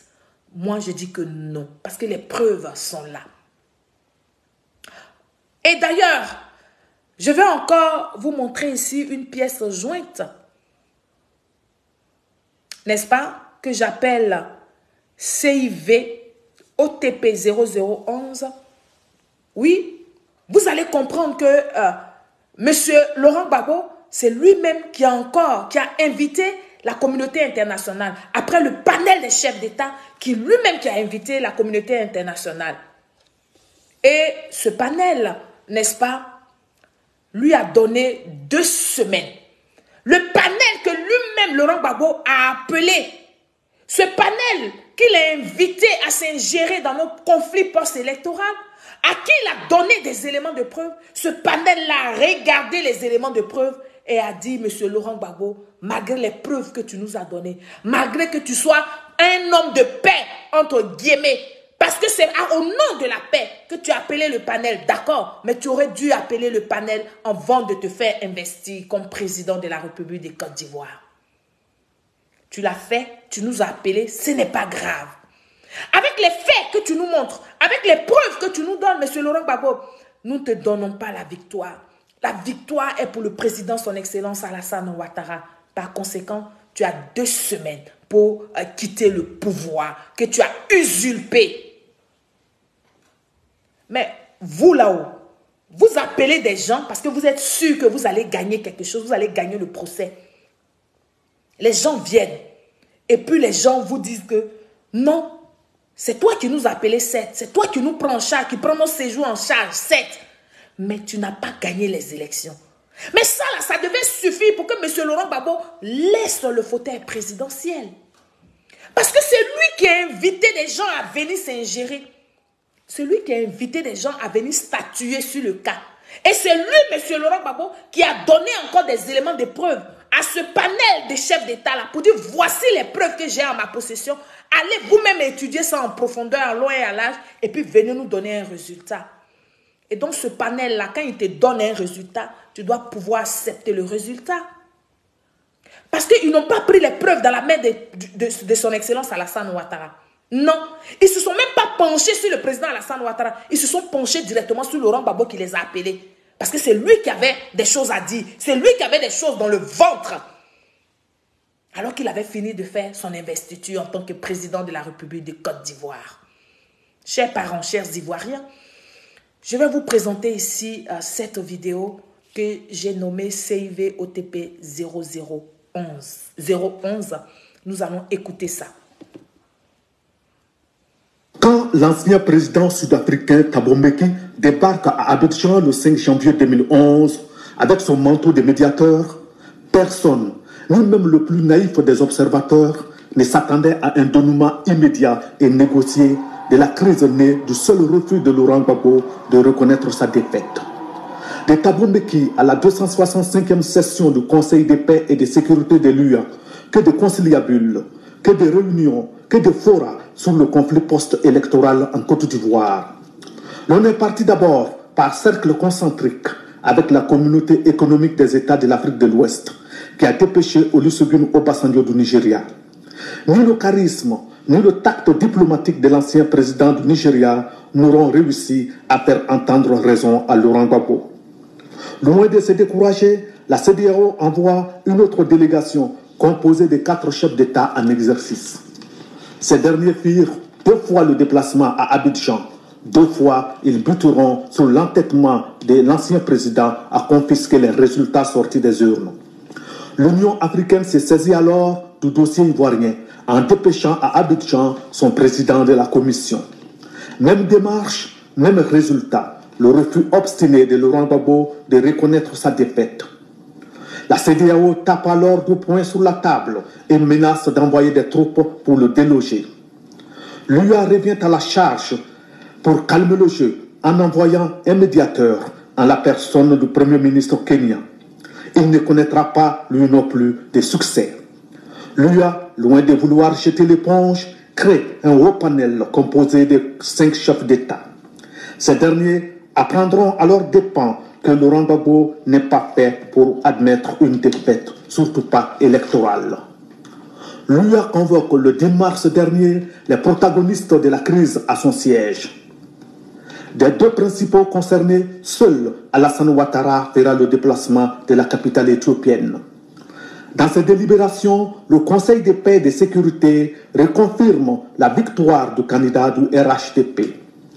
Les délibérés du CPS se déclinent en 5 décisions majeures contraignantes pour les 2 partis. Lui donne 2 semaines pour voir ces décisions appliquées, dont le transfert total du pouvoir de Laurent Gbagbo à Alassane Ouattara. Alors, quand tu finis de faire appel à tous ces panels de chefs d'État et que la plupart ont le même résultat qui est de ce que tu n'as pas gagné les élections, mais tu devrais partir dans la paix du Seigneur.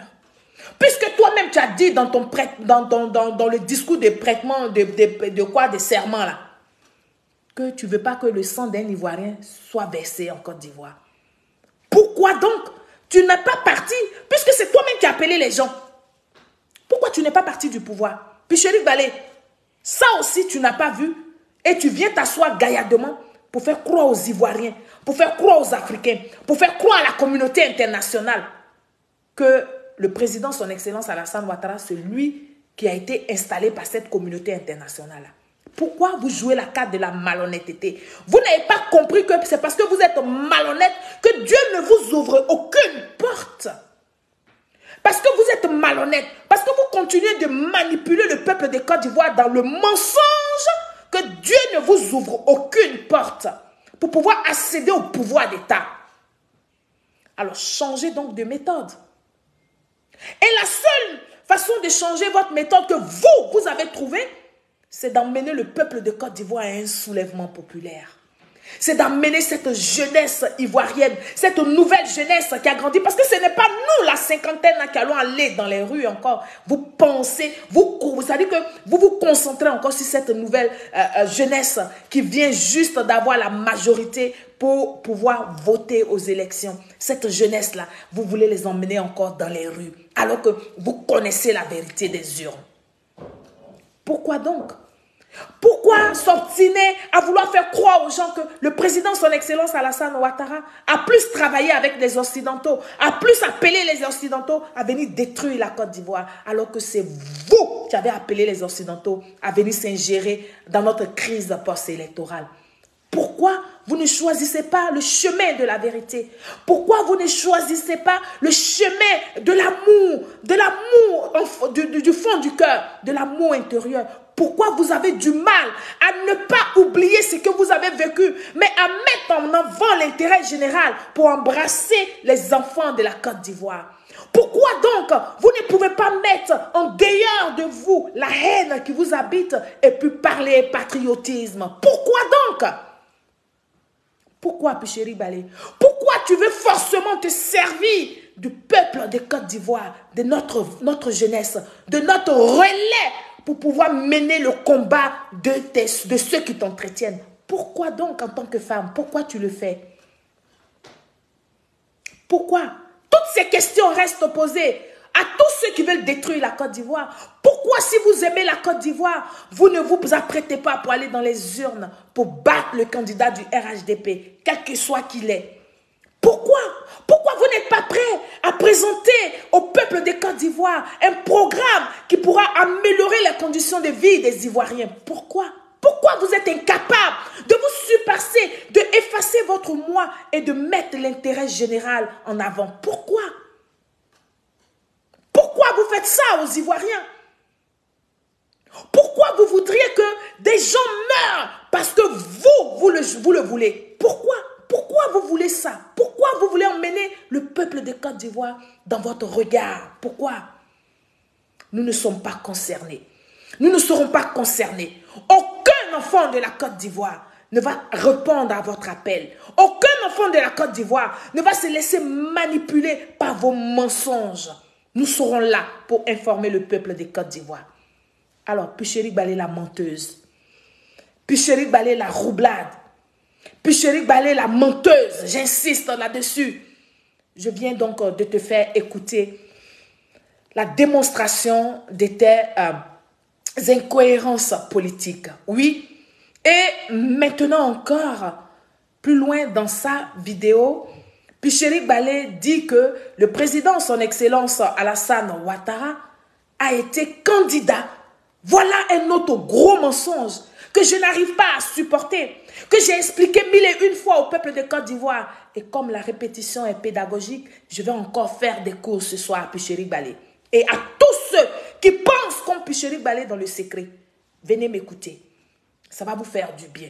Ça va essayer, n'est-ce pas, de vous mettre à l'aise dans vos salons. Venez m'écouter. Pucherik Balé nous dit encore donc que dans sa vidéo, elle nous dit que c'est le président, son excellence Alassane Ouattara a été candidat aux élections grâce à l'article 48. Et elle n'est pas la seule à le dire, Pucherik Balé. Tous ceux qui n'aiment pas la Côte d'Ivoire utilisent ces termes-là pour distraire le peuple de Côte d'Ivoire, pour maintenir en captivité le peuple de Côte d'Ivoire. Que le président, l'ancien président, M. Laurent Gbagbo, aurait pris l'article 48 pour rendre le président, son excellence Alassane Ouattara, un candidat exceptionnel. Voilà comment les gens vous mentent. Voilà comment ces personnes vous trompent. Pour que vous compreniez que ça ne vient pas de moi, ça ne sort pas de ma bouche, je vais donc vous faire écouter cette vidéo de Pucherik Balé que j'ai nommée CIV OTP 012. On va l'écouter. Le peuple là, notre volonté, c'est que tout le monde compétisse.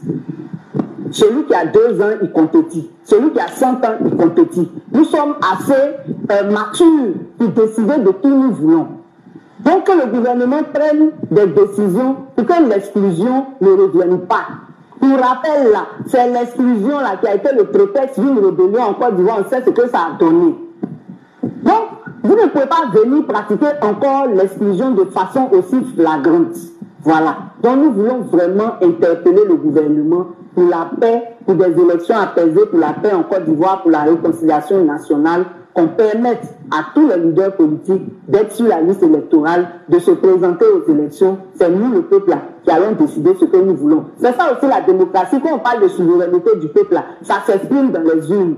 Mais pour qu'on puisse choisir qui on veut, il faut que tous ceux qu'on voudrait se présentent et puis tout le monde va choisir. Voilà. Donc vraiment, on va s'arrêter là parce qu'on a déjà fait un focus citoyen dessus, mais on veut vraiment interpeller le chef de l'État, il est garant de la paix, et la paix là, c'est tout ça là. Voilà. Lui-même là, quand il n'était pas éligible là, voilà, le président Gbagbo a pris l'article 48 qui était dans la Constitution là pour le faire candidat, sur intervention, sur médiation du président Thabo Mbeki.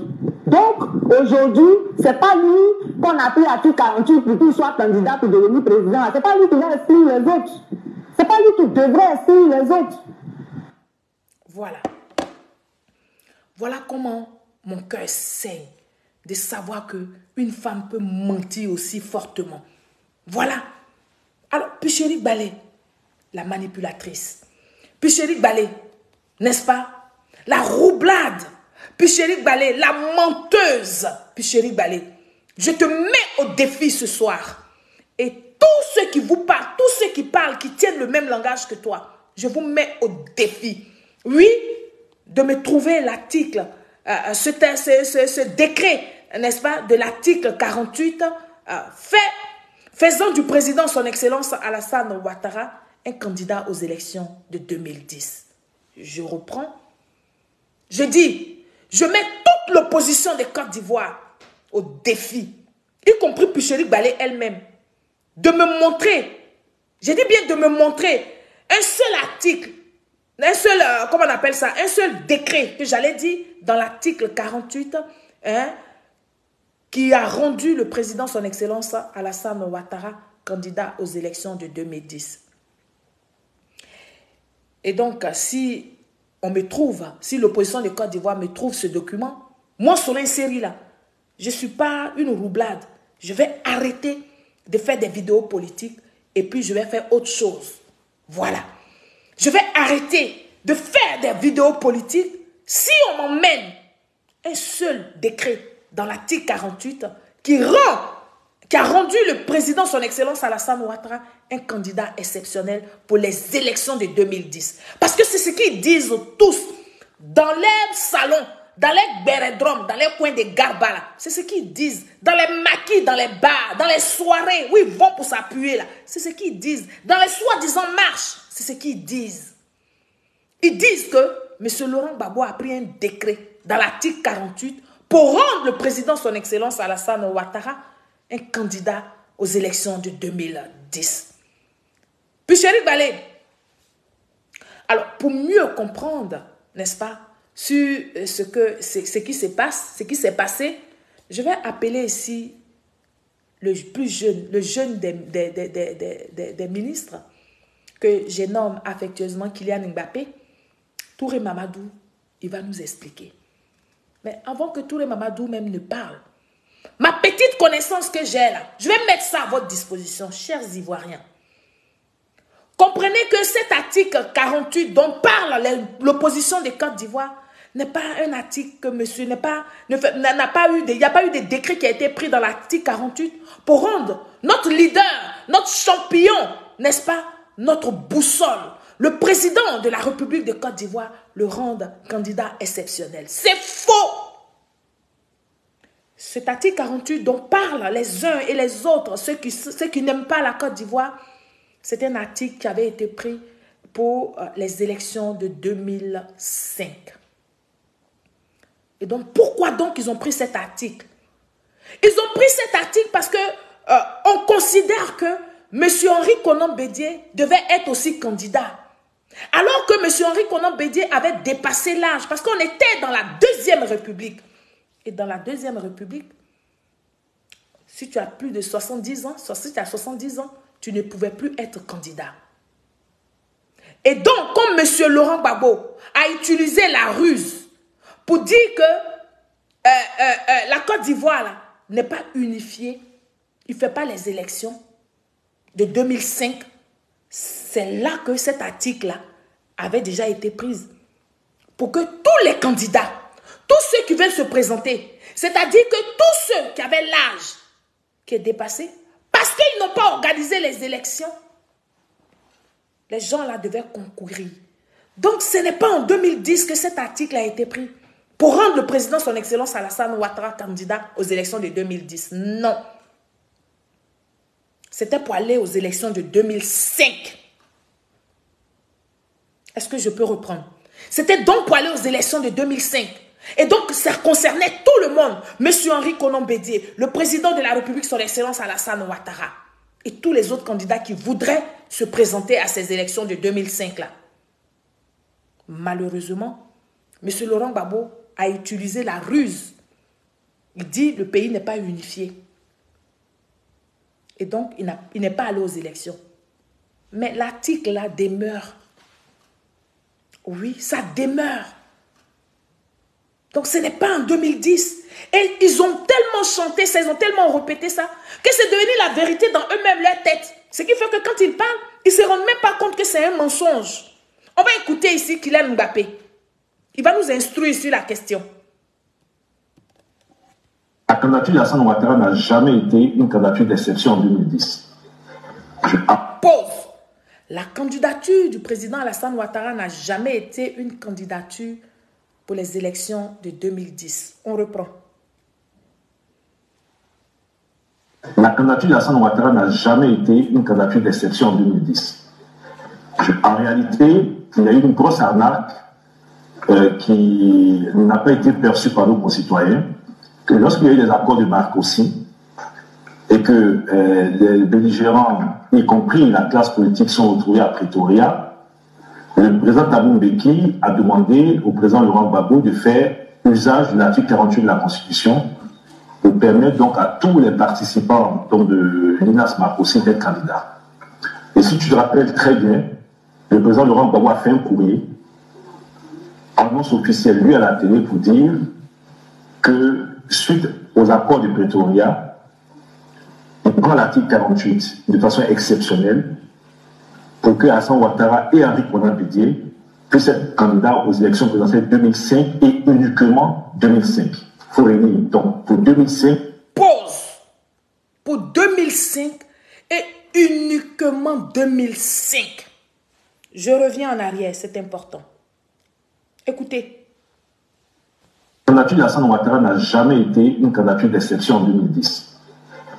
En réalité, il y a eu une grosse arnaque qui n'a pas été perçue par nos concitoyens, que lorsqu'il y a eu des accords de Marcoussis et que les belligérants, y compris la classe politique, sont retrouvés à Pretoria, le président Thabo Mbeki a demandé au président Laurent Gbagbo de faire usage de l'article 48 de la Constitution pour permettre donc à tous les participants donc de l'INAS Marcoussis d'être candidats.